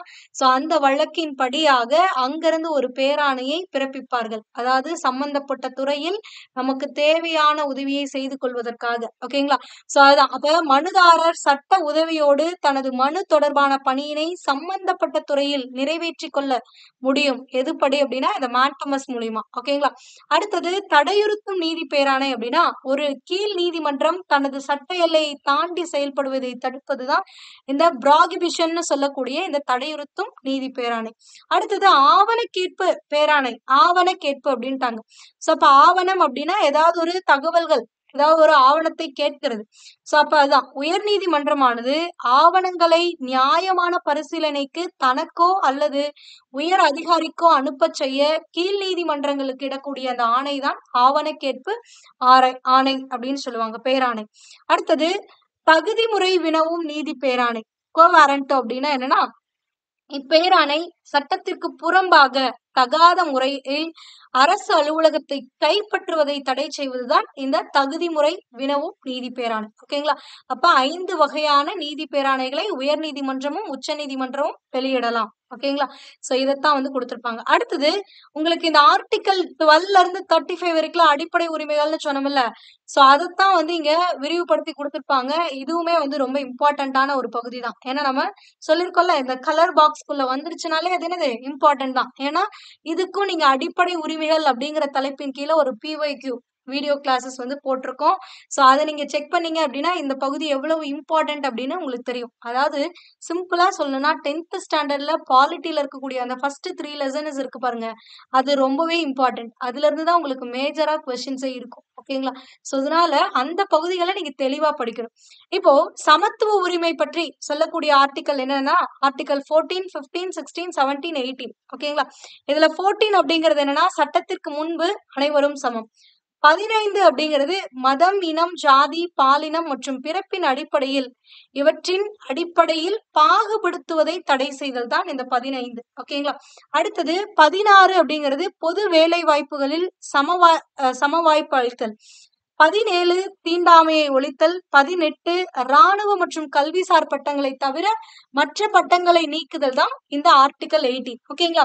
இதுல ஏன் இந்த ரெட் கலர் டிக் பண்ணிருக்கோம் அப்படின்னா இந்த ஆர்டிகல் 15 ஆர்டிகல் 16 இந்திய குடிமக்களுக்கு மட்டும்தான். மத்ததெல்லாம் எல்லாருக்குமே உண்டு. ஆனா இது இந்திய குடிமக்களுக்கு மட்டும்தான். இந்தியாவுல இருக்கக்கூடிய இந்திய மக்களுக்கு மட்டுமே சொந்தமானது. ஒரு ஃபாரினர் இங்க வந்து அவர் வந்து எனக்கு பொது வேலை வாய்ப்புல வந்து சம வாய்ப்பு கொடுங்க அப்படின்னா கொடுக்க மாட்டோம். ஓகேங்களா? ஏன்னா இது இந்திய குடிமக்களுக்கான ஒரு அடிப்படை உரிமை. ஓகேங்களா? சோ அதான். சோ அப்ப நம்ம முன்னாடியே சொன்னல ஒரு சில ஆர்டிகல்ஸ் எல்லாம் வந்து ஒன்லி ஃபார் இந்தியன்ஸ்னு. சோ அதுல 15, 16ங்கிறது இந்தியன்ஸ்க்கு மட்டும் இருக்கக்கூடிய ஒரு இது. ஓகேங்களா? அடுத்து பாத்தீங்க அப்படின்னா பிரிவு 19 சுதந்திர உரிமை.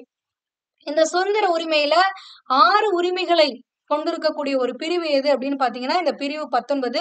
இந்த பிரிவுல என்னென்ன உரிமைகள்லாம் நம்மளுக்கு கொடுக்குறாங்க அப்படின்னா சுதந்திரம் ரிலேட்டடா நம்மளுக்கு சுதந்திரமா பேசுவதற்கு உரிமை தராங்க, கருத்து தெரிவிக்கக்கூடிய உரிமை தராங்க, அமைதியான முறையில நம்ம கூட்டம் கூட்டிக்கலாம், அதற்கும் நம்மளுக்கு உரிமை இருக்கிறது. அதே மாதிரி சங்கங்கள் அமைப்புகளை தொடங்கிக்கலாம், அதற்கும் நம்மளுக்கு உரிமை இருக்கிறது. இந்திய நாட்டில் விரும்பிய இடத்தில் வசிக்கவும் தொழில் செய்யவும் நமக்கு உரிமை இருக்கிறது. சோ இந்த மாதிரி 6 உரிமைகளை இந்த ஆர்டிகல் 19 நமக்கு தருகிறது. ஓகேங்களா? அடுத்தது ஆர்டிகல் 20. ஆர்டிகல் 20 அப்படிங்கிறது வந்து குற்றம் சாட்டப்பட்ட நபர்களுக்கான உரிமை, தண்டனைகளிலிருந்து பாதுகாப்பு பெறக்கூடிய உரிமை அப்படின்றாங்க.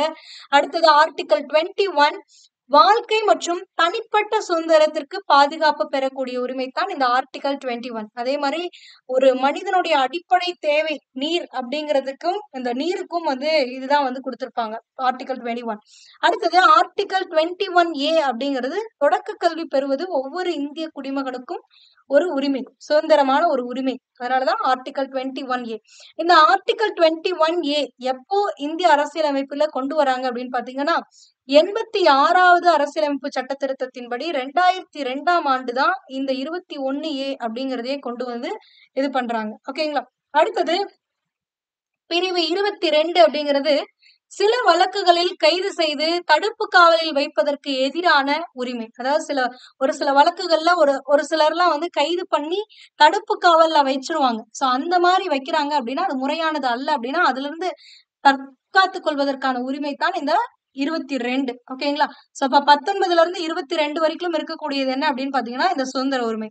அது என்ன மேம் இங்க 20 and 21 மட்டும் cannot be restricted during emergency அப்படின்னு போட்டிருக்கீங்கன்னா எமர்ஜென்சி அதாவது தேசிய நெருக்கடி நிலையோ அல்லது மாநில நெருக்கடி நிலையோ அல்லது நிதி நெருக்கடி நிலையோ வாட் எவர் இட் இஸ், எது வந்தாலுமே இந்த 2021 மட்டும் குடியரசுத் தலைவரால நிறுத்தி வைக்க முடியாது. பட் மத்த எல்லா அடிப்படை உரிமைகளையும் அவருடைய ஆணையின் மூலமாக நிறுத்தி வைக்க முடியும். அதுலயும் எஸ்பெஷலி பாத்தீங்கன்னா இந்த 19 வந்து அவசர நிலை பிறப்பிச்சுட்டாங்க அப்படின்னா உடனே இந்த உரிமையானது, இந்த அடிப்படை உரிமையானது ஆர்டிகல் 19 ஆனது நிறுத்தி வைக்கப்படும். ஓகேங்களா? மத்ததெல்லாம் ஒரு சில ஆணைகள் அவர் பிறப்பிப்பதன் மூலமாக நிறுத்தி வைக்க முடியும். ஆனால் ஒரு குடியரசுத் தலைவரால 20 மற்றும் 21 மட்டும் நிறுத்தி வைக்க முடியாது. ஓகேங்களா? அடுத்தது சுரண்டலுக்கு எதிரான உரிமை அப்படின்னு பாத்தீங்கன்னா பிரிவு 23, 24 சொல்லுது. 23 கட்டாய வேலை, கொத்தடிமை முறை மற்றும் மனித தன்மையற்ற வியாபாரத்தை தடுத்தல் பற்றி கூறக்கூடியது. 24 தொழிற்சாலைகள் ஆபத்தான இடங்களில் குழந்தை தொழிலாளர்கள் முறையை தடுப்பதற்காக கொண்டு வரக்கூடியது. ஓகேங்களா? சோ அப்ப குழந்தை தொழிலாளர்கள் அப்படிங்கிறது வந்து 24. அதுவே கட்டாய வேலை, கொத்தடிமை அதெல்லாம் 23. அடுத்து பாத்தீங்க அப்படின்னா சமய சார்பு உரிமை.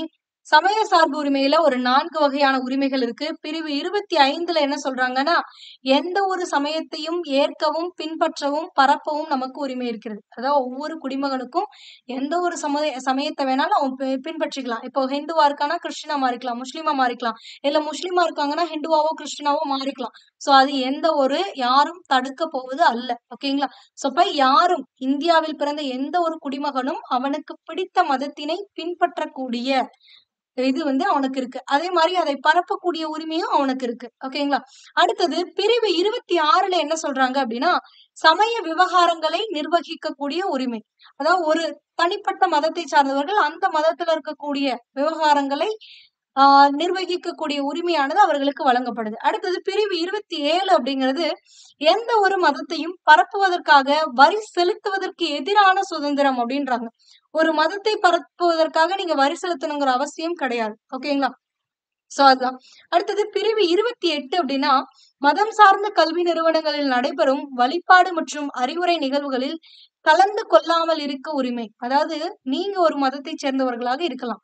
ஆனா நீங்க வேறொரு மதத்தை சேர்ந்த கல்விக்கூடங்கள்ல படிக்கிறீங்க அப்படின்னா அந்த கல்விக்கூடங்கள்ல அவங்களுடைய மதத்தை பற்றிய ஒரு பேச்சாற்றலோ இல்ல ஒரு அறிவுரை நிகழ்வுகளோ வைக்கிறாங்க அப்படின்னா அதுல நீங்க கலந்துக்கணுங்கிற அவசியம் இல்ல. உங்களுக்கு பிடிக்கலன்னா நீங்க கிளம்பலாம். ஓகேங்களா? சோ அந்த உரிமையும் ஆர்டிகல் 28 வந்து நம்மளுக்கு கொடுக்குது. ஓகே, நெக்ஸ்ட் கல்வி கலாச்சார உரிமை அப்படிங்கிறது பிரிவு 29, 30. இதுவும் இந்திய குடிமக்களுக்கு மட்டும்தான் உள்ளது. ஓகேங்களா? இத வந்து ஃபாரினர்ஸ் வந்து கிளைம் பண்ண முடியாது.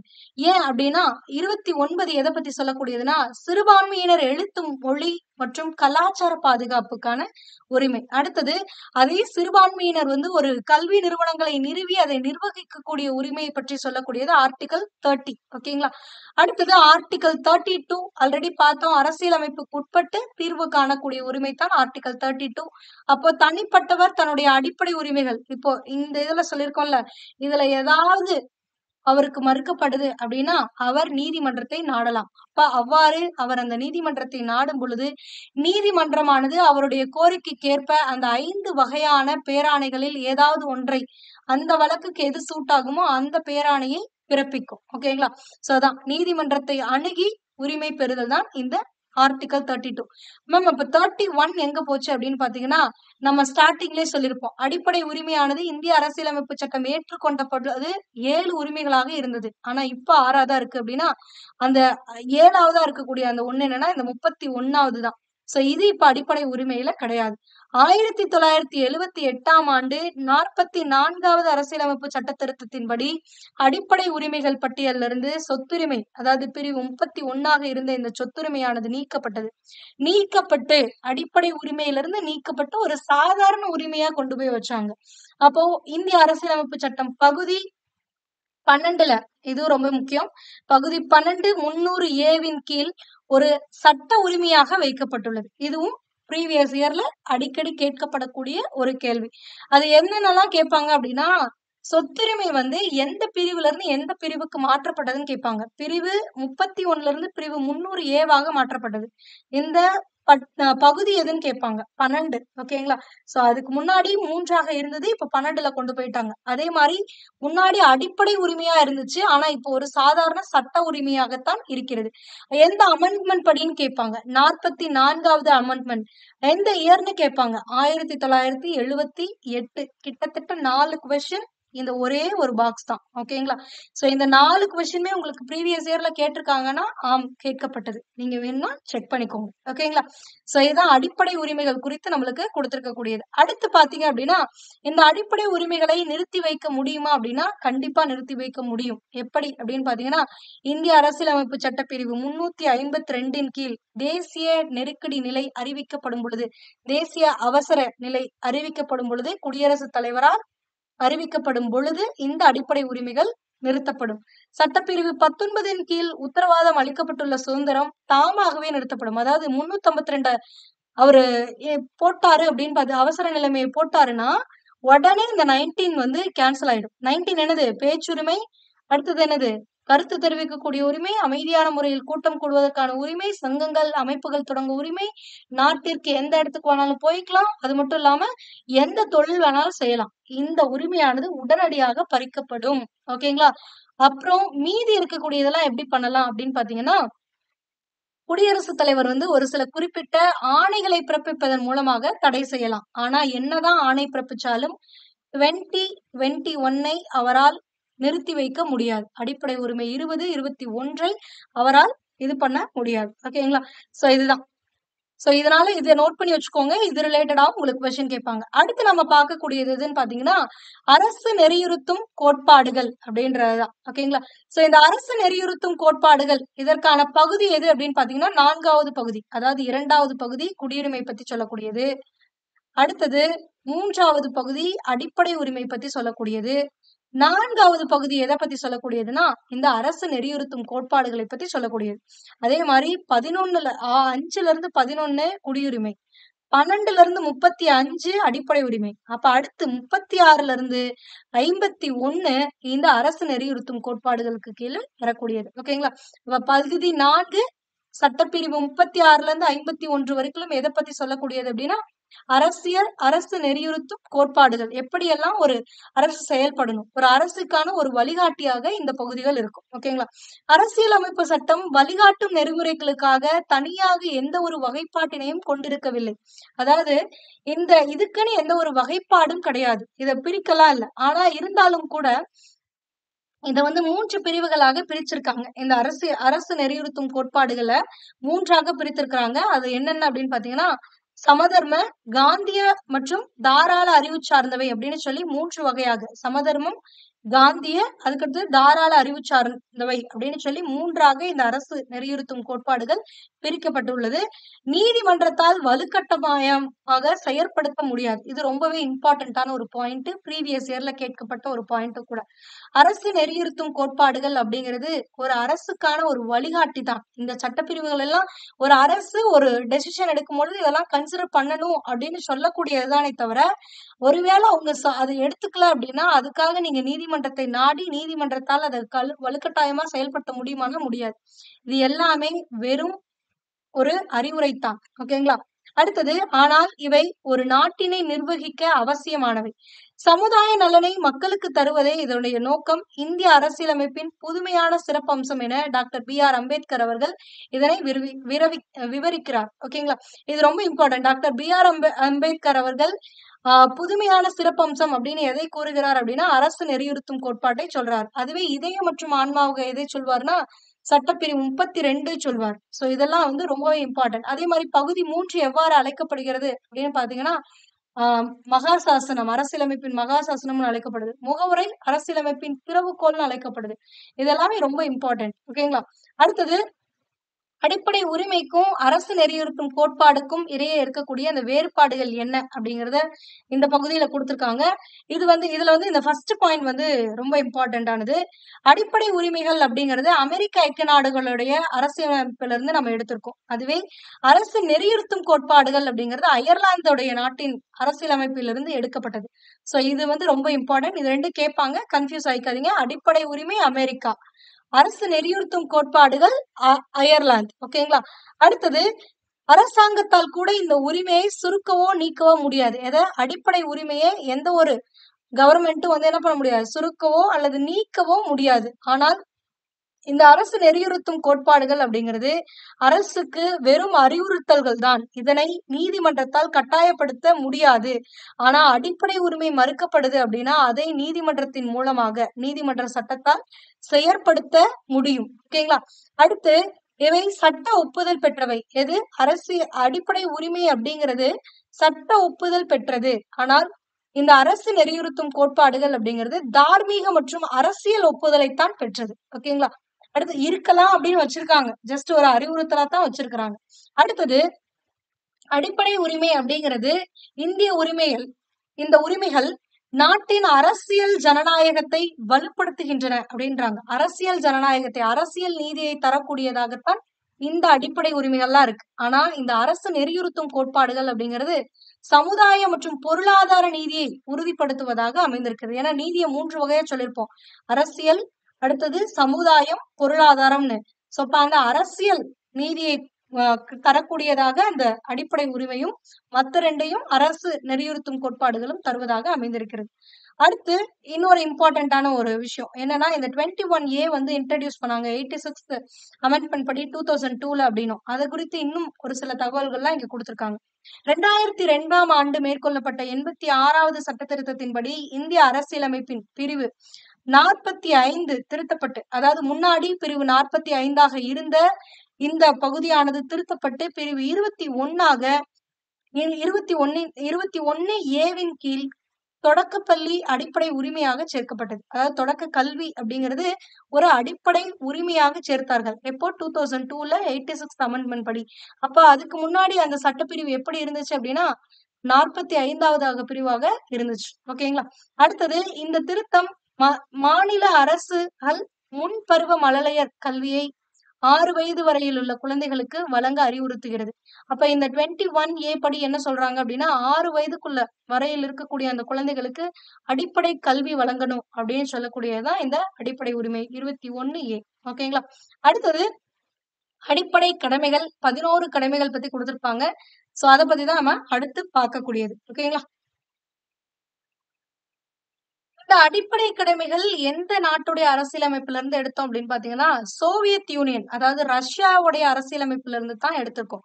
அதாவது அடிப்படை உரிமைகள்ங்கிறது அமெரிக்கால இருந்து, அரசு நெறியுறுத்தும் கோட்பாடுகள்ங்கிறது அயர்லாந்துல இருந்து எடுத்தோம். அப்ப அடிப்படை கடமைகள் அப்படிங்கிறது எங்க இருந்து எடுத்தோம் அப்படின்னா ரஷ்யாவுடையதுல இருந்து தான் நம்ம எடுத்திருக்கோம். 1976ஆம் ஆண்டு அமைக்கப்பட்ட சர்தார் ஸ்வரன் சிங் கமிட்டி அரசியலமைப்பு சட்ட திருத்தம் செய்ய பரிந்துரைத்தது. அதன்படி 1976ஆம் ஆண்டு மேற்கொள்ளப்பட்ட 42வது அரசியலமைப்பு சட்ட திருத்தத்தின் நமது அரசியலமைப்பில் குடிமக்களுக்கான பொறுப்புகள் சிலவற்றை சேர்த்தது. அதாவது நம்மளுடைய அரசியல் அமைப்பு ஏற்றுக்கொள்ளப்பட்டப்போ இந்த அடிப்படை கடமைகள் இருந்துச்சா அப்படின்னா கிடையாது. சோ இது வந்து 1976 42வது அரசியலமைப்பு சட்ட திருத்தத்துலதான் கொண்டு வராங்களே. சோ இப்ப இது எந்த கமிட்டி வந்து இந்த மாதிரி அடிப்படை கடமைகள் நம்மளுடைய கான்ஸ்டிடியூஷன்ல இருக்கணும் அப்படின்னு சொல்றாங்கன்னா சர்தார் ஸ்வரன் சிங் கமிட்டி அவர்கள் தான் வந்து பரிந்துரைக்கிறாங்க. ஒரு குடிமகனுக்கு எப்படி உரிமைன்னு ஒண்ணு இருக்கோ அப்ப அவனுக்குன்னு ஒரு சில கடமையும் நம்ம கொடுக்கணும். சோ அப்படின்னு சொல்லி பரிந்துரைத்தது இந்த சர்தார் ஸ்வரன் சிங் கமிட்டி.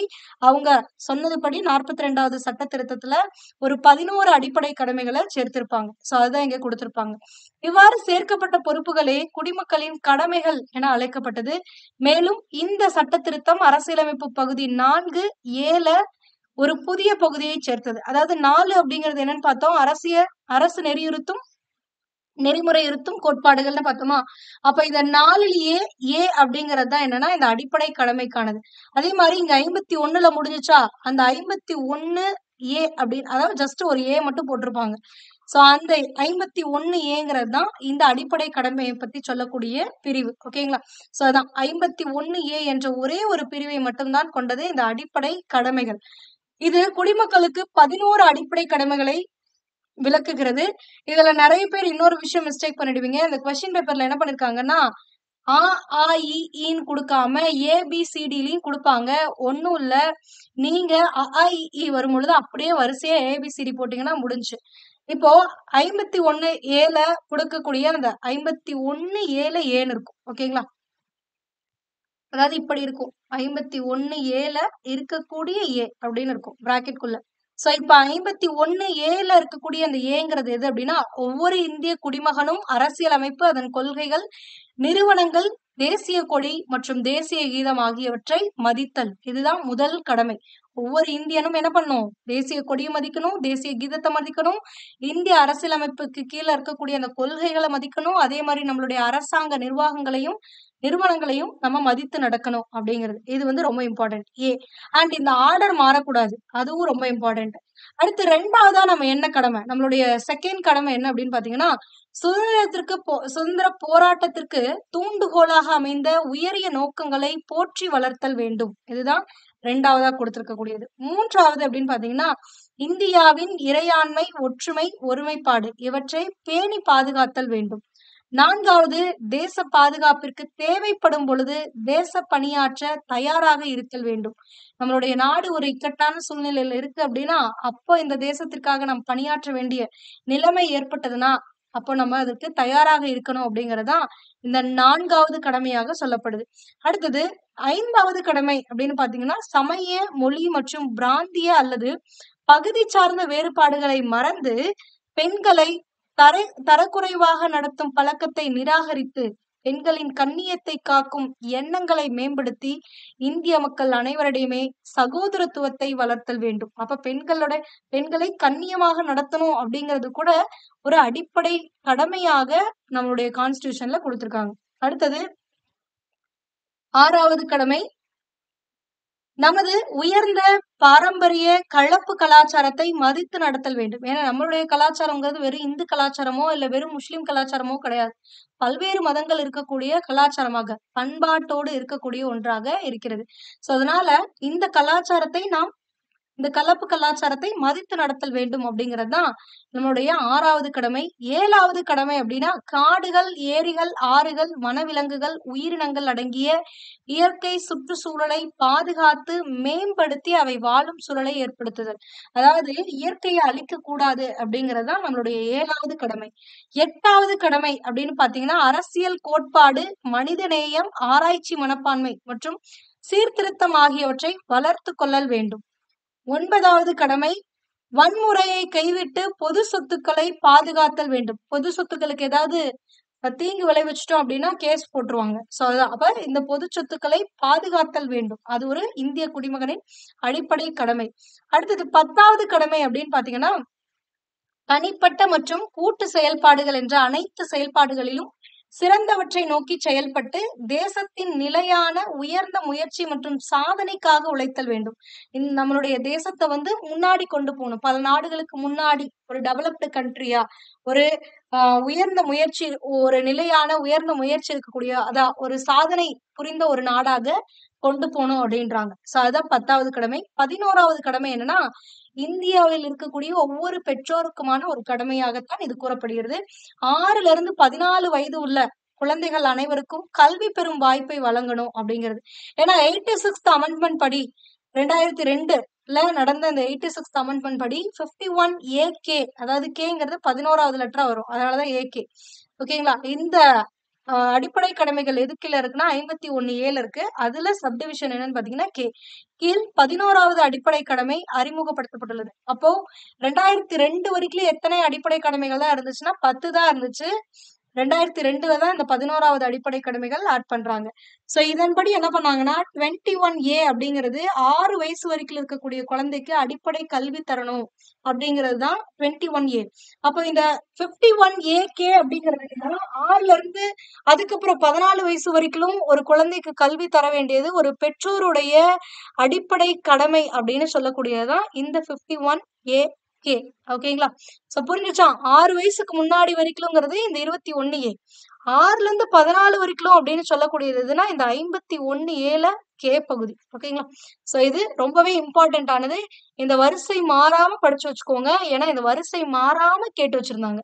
அடிப்படை கடமைகள் அப்படின்னு சொல்லி ஒரு PYQ செஷன் இருக்கும் பாருங்க நம்மளுடைய இதுல.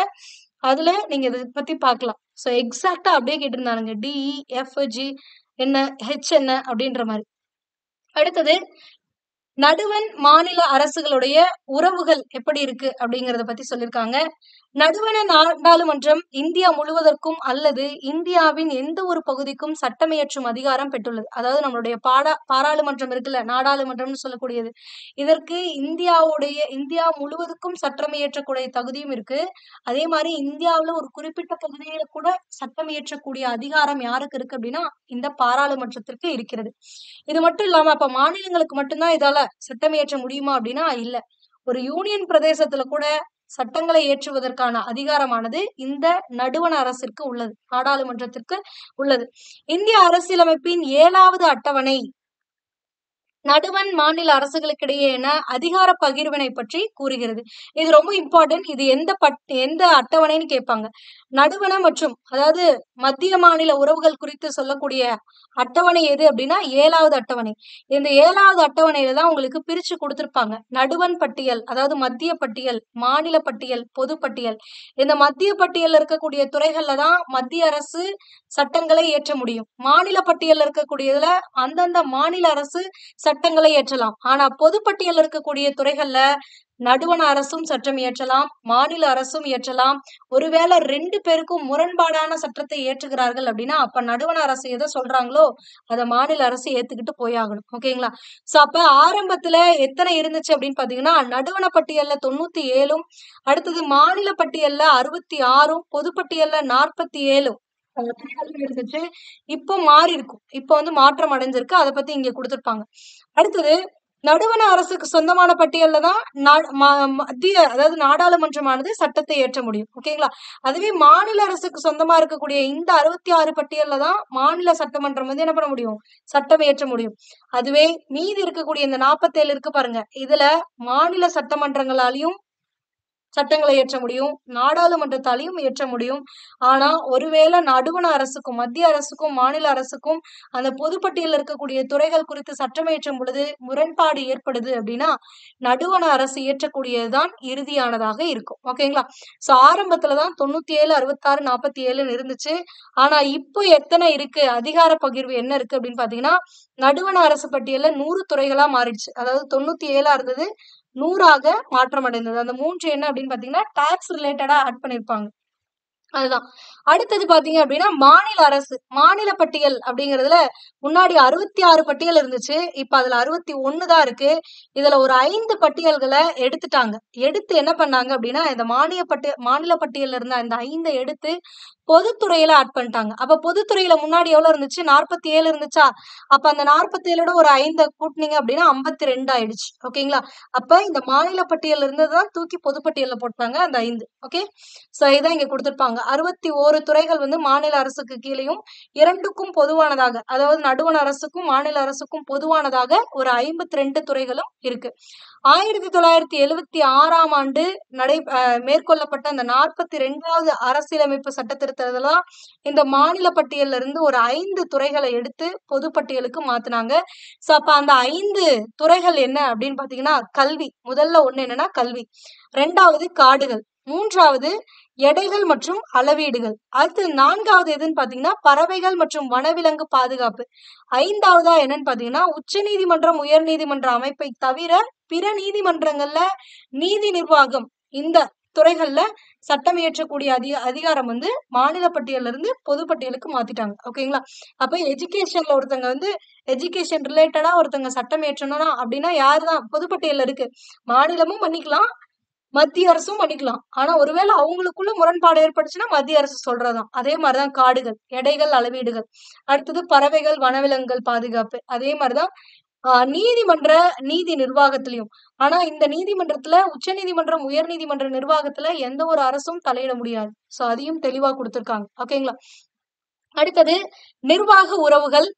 ஒரு மாநில அரசின் நிர்வாக அதிகாரம் அதன் சொந்த மாநிலத்தில் மட்டுமே உள்ளது. அப்ப ஒவ்வொரு மாநில அரசோடைய அதிகாரம்ங்கிறது எங்கதான் இருக்கு, இங்கதான் இருக்கு. இப்ப தமிழ்நாடுடைய முதலமைச்சர் போய் ஆந்திரால ஒரு சட்டம் இயற்ற முடியுமா, ஆந்திரால அவர் சொல்றது நடக்குமா, அவர் கையெழுத்து போட்டா எல்லாம் மாறுமானா மாறாது. அதே மாதிரி ஆந்திரா அமைச்சர் இங்க வந்து முதலமைச்சர் வந்து இங்க ஏதாவது பண்ண முடியுமானா மாற முடியாது. சோ இப்ப ஒவ்வொருத்தருக்கும் ஒரு மாநில அரசுடைய நிர்வாக அதிகாரம் அப்படிங்கிறது அந்தந்த மாநிலத்துக்குள்ள மட்டும்தான் வேலையை காட்டிக்க முடியும். வெளியில போயெல்லாம் எதுவும் பண்ண முடியாது. மற்றும் அம்மாநிலத்தில் மட்டுமே தனக்கென சட்டமியற்றும் தகுதியையும், அதாவது இந்த 61 பட்டியல் இருக்குல்ல, அந்த 61 பட்டியல் இருக்கக்கூடிய துறைகள்ல இவங்க சட்டம் இயற்றி கொள்ளலாம். ஓகேங்களா? அடுத்தது அதே வேளையில் நடுவண் அரசும் பிரத்யேக நிர்வாக அதிகாரம் பெற்றுள்ளது. அவை நாடாளுமன்றம் தொடர்பான விஷயங்களை சட்டங்களை இயற்ற சிறப்பு அதிகாரம். பொதுப்பட்டியல், அதாவது நடுவண பட்டியல்ல இருக்கக்கூடியதுல சட்டங்களை இயற்றக்கூடிய அதிகாரமானது நடுவண அரசுக்கு, மத்திய அரசுக்கு இருக்கிறது. அடுத்தது மாநில அரசுகள் செய்து கொள்ளக்கூடிய உடன்படிக்கைகள் அல்லது ஒப்பந்தங்களை அங்கீகரிக்கிறதும் எதுதான் அப்படின்னு பாத்தீங்கன்னா நடுவண அரசு தான். அப்ப நடுவண அரசு அங்கீகரிக்கணும். சோ அந்த சிறப்பு அதிகாரமும் யாருக்கு இருக்கு அப்படின்னு பாத்தீங்கன்னா நடுவண் அரசுக்கு இருக்கிறது. அடுத்தது நிதி உறவுகள், ரொம்பவே இம்பார்ட்டன்டான ஒரு பகுதி, நோட் பண்ணிக்கோங்க. இந்திய அரசியலமைப்பு சட்டம் பகுதி 12ல 268ல இருந்து 293 வரைக்கும் இருக்கக்கூடிய பிரிவுகள் இந்த நடுவண மற்றும் மாநில அரசுகளுடைய நிதி சார்ந்த உறவுகளை பற்றி சொல்லக்கூடியது. ஓகேங்களா? சோ எந்த பகுதி?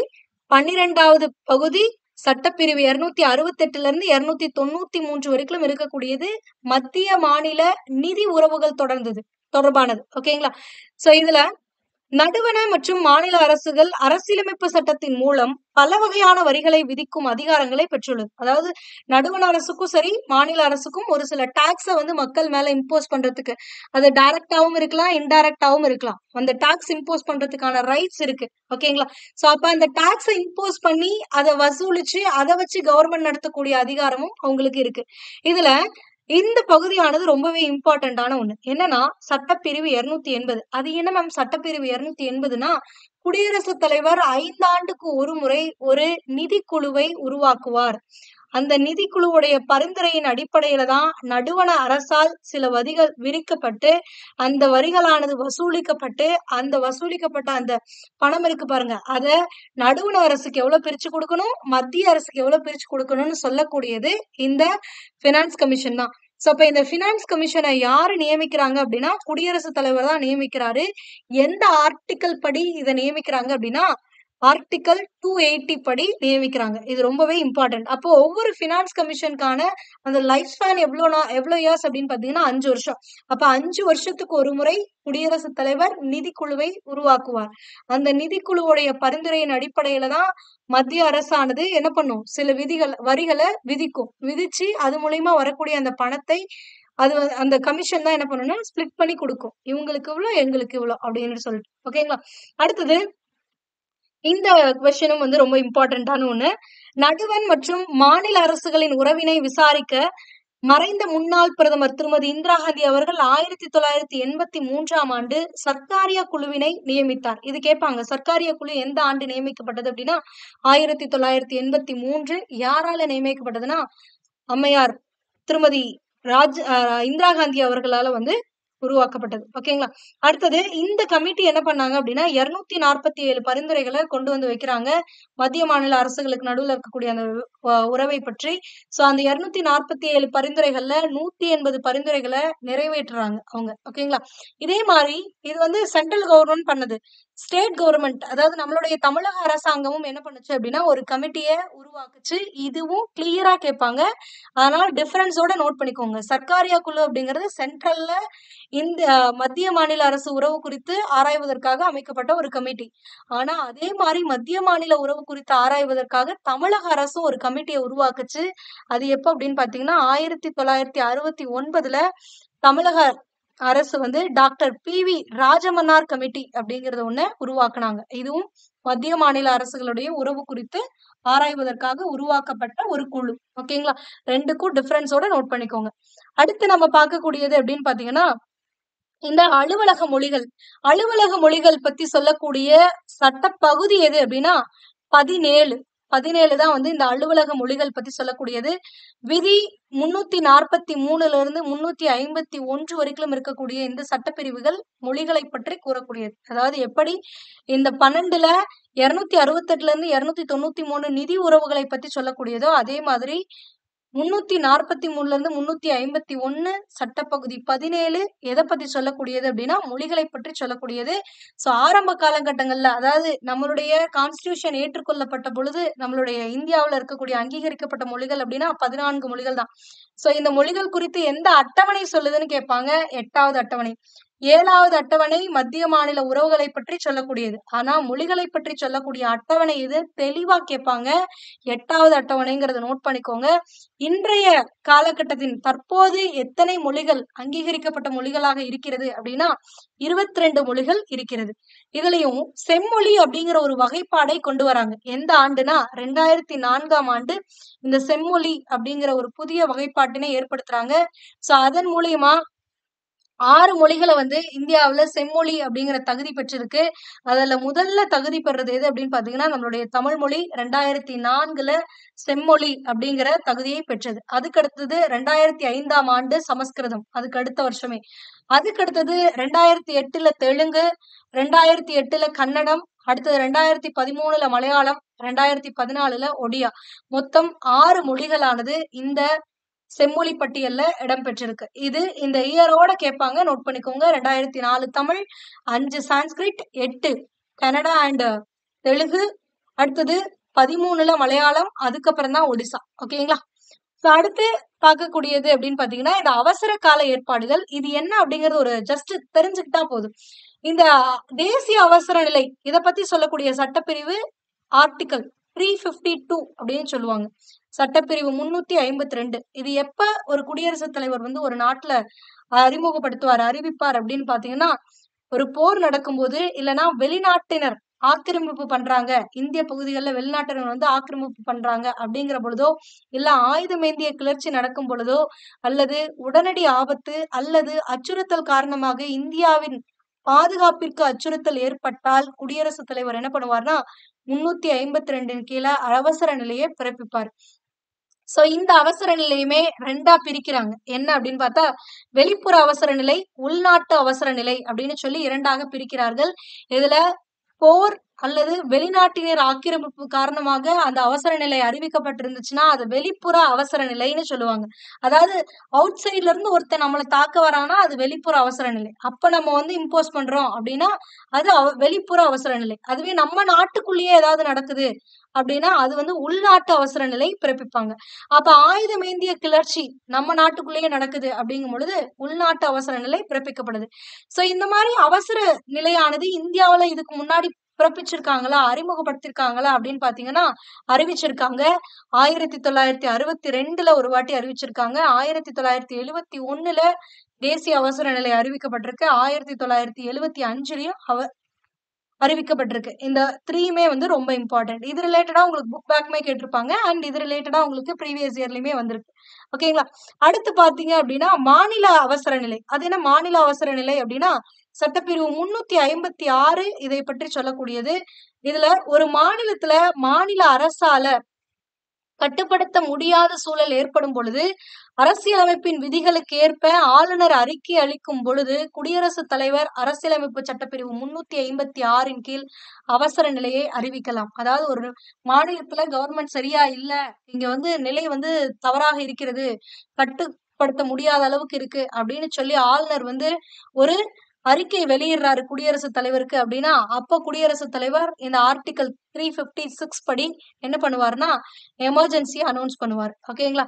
சோ அதுதான். சோ 356. அதே மாதிரி இந்த 356 வந்து நீட்டிக்க கூட முடியும். எப்படி அப்படின்னா ஆளுநர் அறிக்கை வெளியிட்ட பொழுது இந்திய குடியரசுத் தலைவர் 356க்கு கீழே அவசர நிலை அறிவிக்காம அதே ஒரு குறிப்பிட்ட பகுதியில 352 படி அறிவிச்சிருக்காரு அப்படின்னா அந்த அவசர நிலை வந்து என்ன பண்ணலாம் அப்படின்னா நீட்டிக்கப்படலாம். அந்த ஒரு காரணத்துக்காகவும் நீட்டிக்கப்படலாம். இல்ல அப்படின்னா தேர்தல் ஆணையம் சட்டமன்ற தேர்தலை நடத்த உகந்த சூழ்நிலை இல்ல அப்படின்னு சான்றளிக்குது. இப்ப 5 வருஷம் முடிஞ்சிச்சு. இதுக்கப்புறம் வந்து இவங்க இங்க வந்து எலெக்ஷன் கண்டக்ட் பண்ண முடியாது, சோ அதற்கான சூழ்நிலை இல்ல அப்படின்னு தேர்தல் கமிஷன் வந்து ஒரு அறிவிக்கை வெளியிட்டா கூட இந்த அவசர நிலை மாநில அவசர நிலையானது ஒரு ஆண்டை தாண்டியும் தொடர முடியும். அதிகபட்சமா எவ்வளவு நாளுக்குன்னா 3 வருஷத்துக்கு தொடர முடியும். ஓகேங்களா? புரியுதா? சோ 356 படிதான் அனௌன்ஸ் பண்ணுவாரு. ஆனா ஒருவேளை குடியரசுத் தலைவர் இந்த மாதிரி ஆளுநர் அறிக்கை கொடுக்கும் பொழுது 356 வேணா 352லயே வந்து நான் அனௌன்ஸ் பண்றேன் அப்படின்னு சொல்லி அனௌன்ஸ் பண்ணிட்டாலோ, அல்லது தேர்தல் ஆணையம் இந்த இடத்துல வந்து சட்டமன்ற எலெக்ஷன் வந்து வைக்க முடியாது, தேர்தலை நடத்த முடியாது, அதற்கான சாதகமான சூழ்நிலைகள் இல்ல அப்படின்னு சொல்லி அறிக்கை கொடுத்தாலோ இந்த அவசர நிலையானது நீட்டிக்கப்படும்.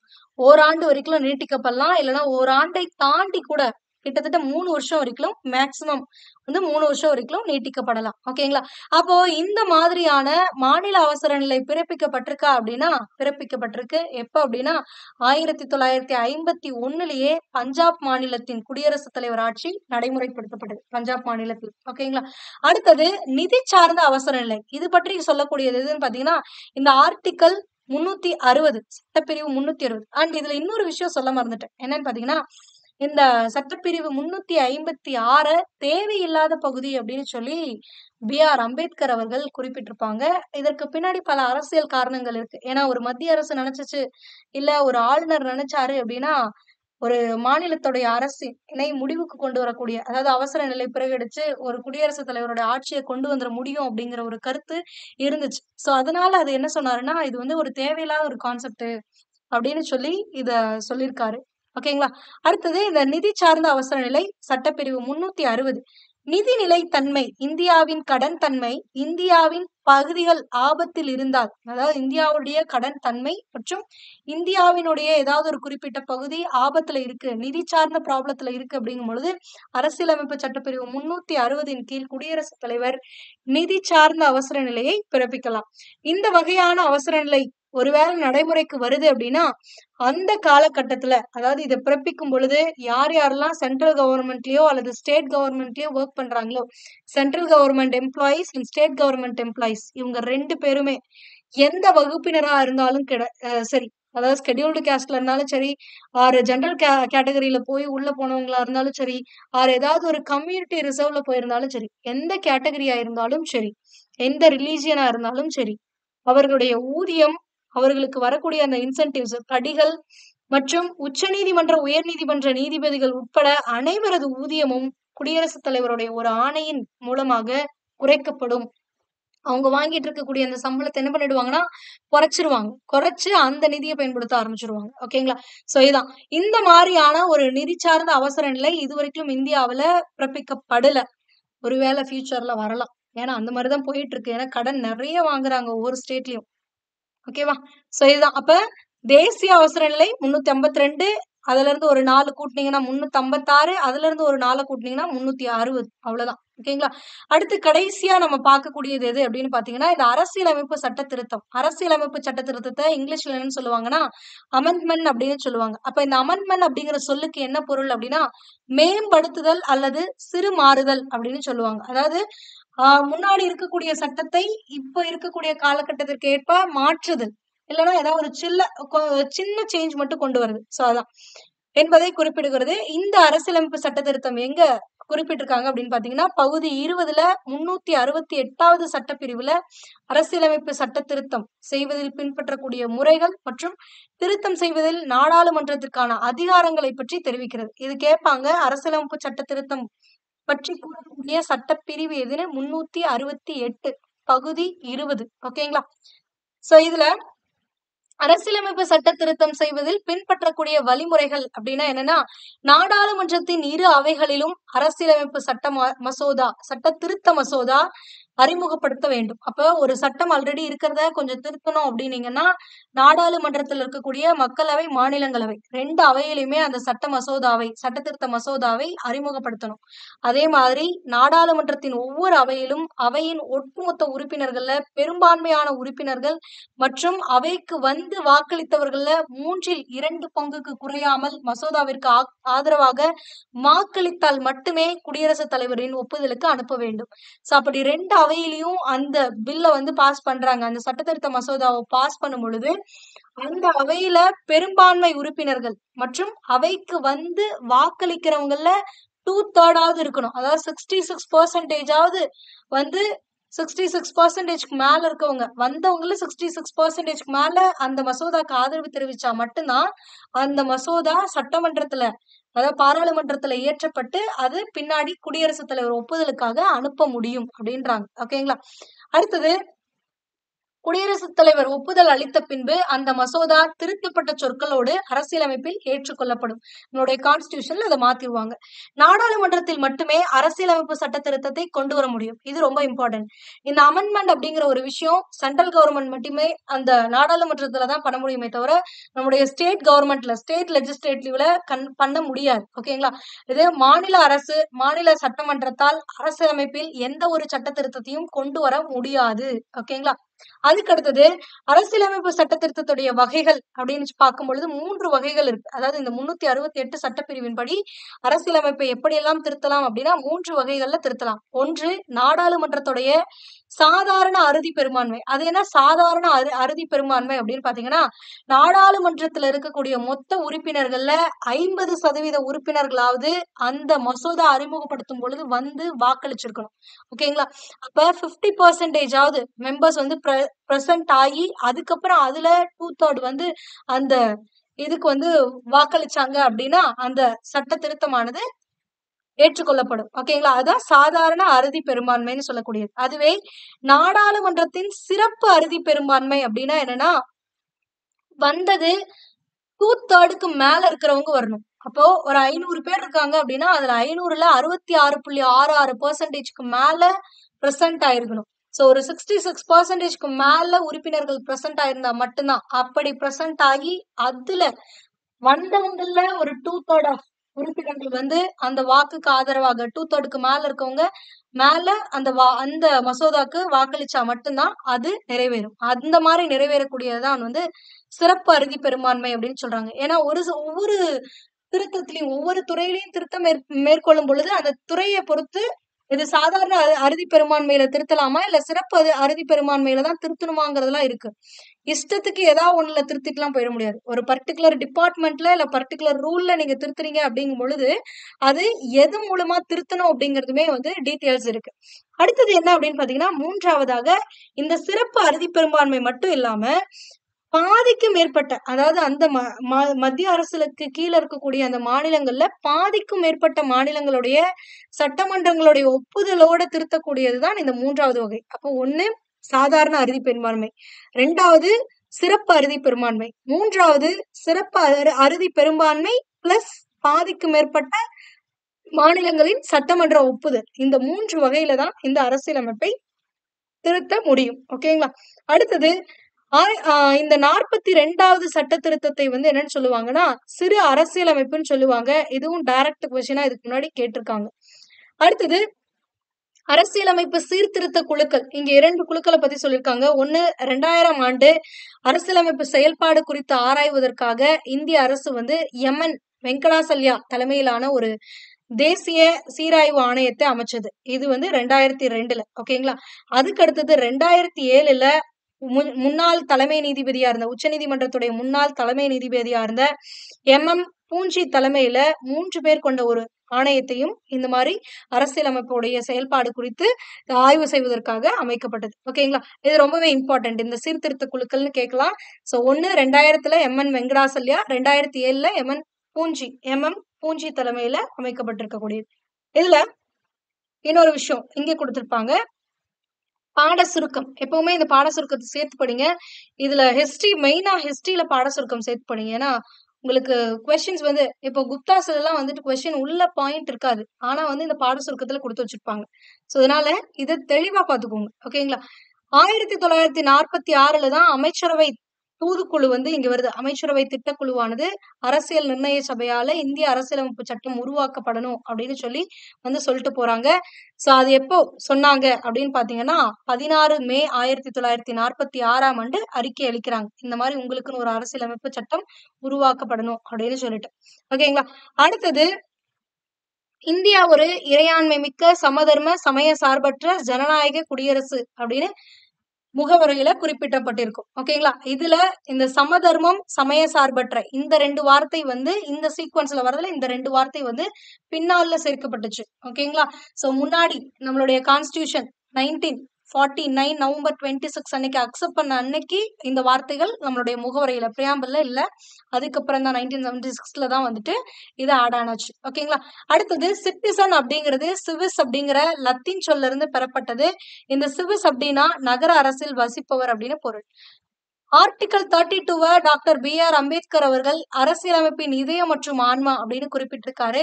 2004ல இந்திய அரசு மொழிகளை வகைப்படுத்த முடிவு செய்து ஒரு செம்மொழி வகைப்பாடு அப்படின்னு கொண்டு வராங்க. இதன்படி முதல்ல செம்மொழியாக அறிவிக்கப்பட்ட மொழி எது அப்படின்னா நம்மளுடைய தமிழ் மொழி தான் அறிவிக்கப்பட்டது.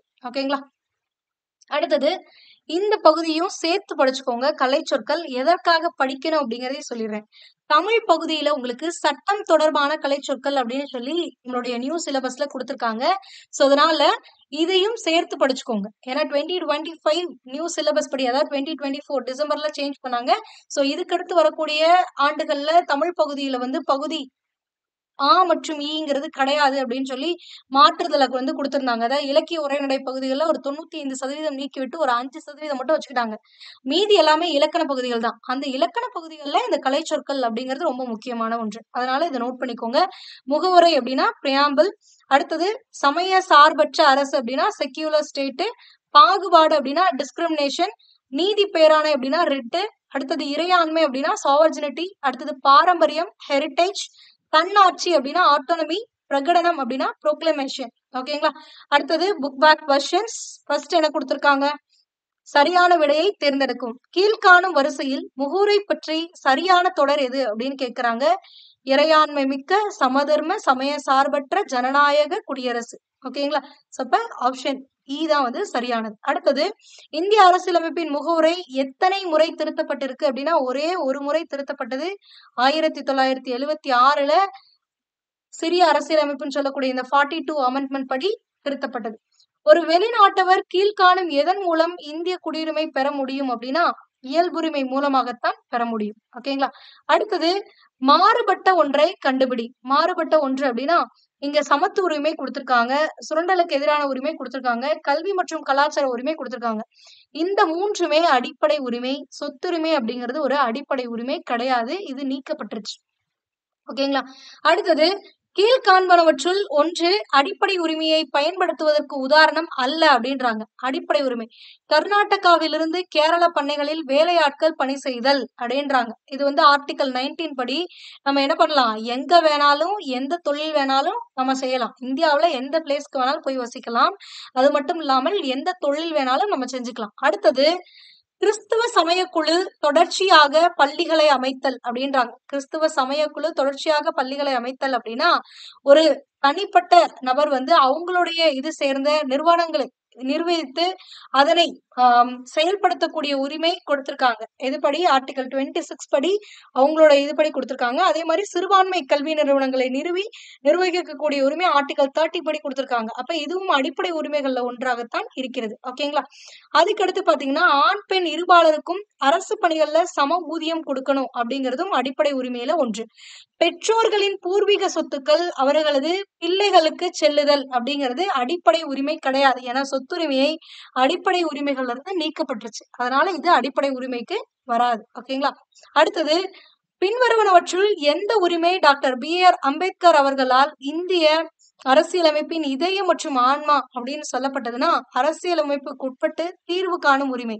சட்டப்பிரிவு 32 தான் வந்து இவ்வாறு சொல்லப்பட்டது. ஓகேங்களா? சட்டப்பிரிவு 32ங்கிறது அரசியலமைப்பிற்கு உட்பட்டு தீர்வு காணக்கூடிய உரிமை. அடுத்தது அடிப்படை உரிமைகள் எவ்வாறு நிறுத்தி வைக்கப்பட முடியும் அப்படின்னா தேசிய அவசர நிலையின் போது குடியரசுத் தலைவரின் ஆணையால் தான் நிறுத்தி வைக்கப்பட முடியுமே தவிர ஒரு உச்ச நீதிமன்றம் நினைச்சா முடியாது, ஒரு பிரதமர் நினைச்சாலும் முடியாது. ஓகேங்களா? அடுத்தது நமது அடிப்படை கடமைகளை டான்ஸிடமிருந்து பெற்றோம் அப்படின்றாங்க. அதாவது ரஷ்யாவுடைய சோவியத் யூனியன்ல இருந்து தான் நம்மளுடைய அடிப்படை கடமைகளை பெற்றோம். எந்த பிரிவின் கீழ் நிதிநிலை அவசர நிலை அறிவிக்க முடியும் அப்படின்னா 360 கீழே. ஏன்னா 352 தேசிய அவசர நிலை, 356 மாநில அவசர நிலை, நிதி அவசர நிலை அப்படிங்கிறது 360. ஓகேங்களா? 368 என்னது? சட்ட திருத்த மசோதா. இங்க பார்த்தோம், ஞாபகம் இருக்கா? அரசியலமைப்பு சட்ட திருத்த தான் வந்து 368. அடுத்தது எந்த குழுக்கள் அல்லது ஆணையங்கள் நடுவண மற்றும் மாநில உறவுகள் பற்றி பரிந்துரை செய்தன அப்படின்னா அம்மையார் இந்திரா காந்தி அவர்களால் உருவாக்கப்பட்ட சர்க்காரியா குழு, அதுக்கடுத்து தமிழக அரசனால உருவாக்கப்பட்ட ராஜமன்னார் குழு. இந்த 2 குழுக்களும் மத்திய மாநில உறவுகள் பற்றி பரிந்துரை செய்தது. ஆனா எம்.என். வெங்கடாசல்யா குழு அப்படிங்கிறது வந்து அரசியலமைப்பு சீர்திருத்த குழு. ஓகேங்களா? மத்திய மாநில அரசு இது உறவை குறித்து ஆராய்வதற்காக அமைக்கப்பட்டது கிடையாது. இது அரசியலமைப்பு எப்படி செயல்படுது அப்படின்றதுக்காக உருவாக்கப்பட்ட குழு. அதனால 1 and 2 தான் வந்து சரியான விடை. அடுத்து பாத்தீங்க அப்படின்னா முதலில் இந்திய அரசியலமைப்பு முதலில் அரசியலமைப்பு எனும் கொள்கை எந்த நாட்டுல இருந்து தோன்றியது அப்படின்னா USA, அமெரிக்க ஐக்கிய நாடுகள்ல இருந்து தோன்றுனுச்சு. அரசியல் நிர்ணய சபையின் தற்காலிக தலைவராக யார் தேர்ந்தெடுக்கப்பட்டார் அப்படின்னா சச்சிதானந்த சின்ஹா அவர்கள் தேர்ந்தெடுக்கப்பட்டார் என்று டிசம்பர் 9 1946ல தேர்ந்தெடுக்கப்படுவாரு. 11 டிசம்பர் அன்னைக்கு ராஜேந்திர பிரசாத் அவர்கள் நிரந்தர தலைவராக தேர்ந்தெடுக்கப்படுவாரு. இவரை யார் முன்மொழிந்தார்கள் அப்படின்னு பாத்தீங்கன்னா கிருபாலினி அவர்கள் முன்மொழிந்திருப்பார். இந்திய அரசியலமைப்பு ஏற்றுக்கொள்ளப்பட்ட நாள் எது அப்படின்னா 26 நவம்பர் 1949. அதுவே இந்திய அரசியலமைப்பு நடைமுறைக்கு வந்த நாள் அப்படின்னா குடியரசு தினம் ஜனவரி 26, 1950. சட்டப்பிரிவு 32 குறிப்பிடப்பட்டுள்ள நீதி பேராணைகளின் எண்ணிக்கை எத்தனை அப்படின்னா 5 வகையான நீதி பேராணைகள். இந்திய குடிமக்களுக்கு அடிப்படை கடமைகள் டாஸ் பிரிவின் கீழ் வழங்கப்படுகிறதுனா 51A பிரிவின் கீழே வழங்கப்படுது. இது வந்து பார்ட் 4Aக்கு கீழே இருக்கக்கூடியது. 51Aங்கிற பிரிவின் கீழ் இந்திய குடிமக்களுக்கு அடிப்படை கடமைகள் 11 கடமைகள் கொடுக்கப்பட்டிருக்கு. இதுல 10 கடமைகள் முன்னாடியே இருந்துச்சு. ஒரு கடமை வந்து 2002ல தான் ஆட் பண்ணாங்க. ஓகேங்களா? 51AK அப்படிங்கிறது வந்து 2002ல ஆட் பண்ணது. என்னது 6 வயசுல இருந்து 14 வயசு வரைக்கும் இருக்கக்கூடிய குழந்தைகளுக்கு அடிப்படை கல்வி வழங்க வேண்டியது ஒரு பெற்றோரின் கடமை அப்படின்னு சொல்லப்பட்டது. அடுத்தது குடியுரிமை சட்டம் 1955ல நடைமுறைப்படுத்தப்பட்டது. முகவுரை அப்படிங்கிறது ஜவஹர்லால் நேரு அவர்களால் அறிமுகப்படுத்தப்பட்ட குறிக்கோள் தீர்மானத்திலிருந்து எடுத்தாளப்பட்டது. குறு அரசியலமைப்பு என்று சொல்லக்கூடியது 42வது அரசியலமைப்பு சட்ட திருத்தம் தான் குறு அரசியலமைப்புன்னு சொல்லக்கூடியது. செம்மொழி அப்படின்னா இங்க கொடுத்திருக்கிறதுல தமிழ் ஒரு செம்மொழி. 2004ஆம் ஆண்டு தமிழானது செம்மொழியாக அறிவிக்கப்பட்டது. 2005ல சமஸ்கிருதம், 2008ல கன்னடா மற்றும் என்னது பக்கத்து ஸ்டேட் ஆந்திரா, அதுக்கு அடுத்தது 2013 கேரளா, அதுக்கப்புறம் ஒடிசா, இது எல்லாமே கொண்டு வந்தாங்க. தேசிய அவசர நிலை அப்படிங்கிறது எப்பொழுது பிறப்பிக்கப்பட்டதுன்னா 1962ல ஒரு முறை பிறப்பிக்கப்பட்டது. ஓகேங்களா? சோ இவ்வளவுதான் வந்து உங்களுக்கு புக் பேக்ல கொடுத்திருக்கக்கூடியது. வேற என்ன இருக்கு? அவ்வளவுதான். ஸோ ஆல்மோஸ்ட் இந்த லெசனுமே முடிஞ்சிச்சு அண்ட் இதுல இருக்கக்கூடிய புக் பேக்குமே பார்த்தாச்சு. இன்கேஸ் உங்களுக்கு இந்த பகுதியில நான் சொன்ன கருத்துக்கள்ல உங்களுக்கு ஏதாவது டவுட்ஸ் இருந்துச்சு அப்படின்னா கமெண்ட் பண்ணுங்க. அதுக்கான எக்ஸ்பிளனேஷனை நான் உங்களுக்கு கொடுக்குறேன். ஓகேங்களா? இதே மாதிரி நம்ம நியூ சிலபஸை பேஸ் பண்ணி தமிழுக்கான வீடியோ கிளாஸஸ் ப்ரொவைட் பண்ணிட்டு இருக்கோம் அண்ட் சயின்ஸ்க்கான வீடியோ கிளாஸஸும் அவைலபிளா இருக்கு நம்மளுடைய சேனல்ல. ஸோ அதனால தமிழை பொறுத்த வரைக்கும் டிஎன்பிஎஸ்சி நியூ சிலபஸ் 2025 அப்படின்ற பிளேலிஸ்ட்ல தமிழுக்கான வீடியோ கிளாஸஸ் இருக்கு. ஹிஸ்டரிங்கிற பிளேலிஸ்ட்ல இருக்கு. பாலிட்டி பிஒய்க்யூ பாருங்க அப்படின்னு சொன்னேன். பாலிட்டி பிஒய்க்யூ அப்படிங்கிற ஒரு பிளேலிஸ்டே நம்மளுடைய சேனல் இருக்கும். அதுலயே உங்களுக்கு தனித்தனியா கொடுத்திருப்போம். அதாவது முகவுரையை பத்தி மட்டும் கேட்கக்கூடிய ப்ரீவியஸ் கொஸ்டின் என்ன, அடிப்படை உரிமை என்ன, அடிப்படை கடமையில கேட்கப்பட்டது என்ன, மத்திய மாநில உறவுகள் குறித்து கேட்கப்பட்டது என்ன. அதாவது இங்க வந்து உங்களுக்கு ஒவ்வொரு போர்ஷனா சின்னதா கொடுத்திருக்காங்க. பட் ஆனா ஒவ்வொன்றுமே தனித்தனியா ஒரு பெரிய டாபிக் தான். ஸோ அதுல இருந்து இது வரைக்கும் என்னென்ன கேள்விகள் கேட்டிருக்காங்க அப்படிங்கிறது எல்லாமே வந்து அந்த பாலிட்டி பிஒய்க்யூல உங்களுக்கு புக் ப்ரூஃபோட வந்து டிஸ்கஸ் பண்ணிருப்போம். ஸோ அதையும் செக் பண்ணி பார்த்துக்கோங்க. ஓகேங்க? For more doubts, contact us through comment box. Okay guys, for more videos, stay tuned with BA Book. Thank you.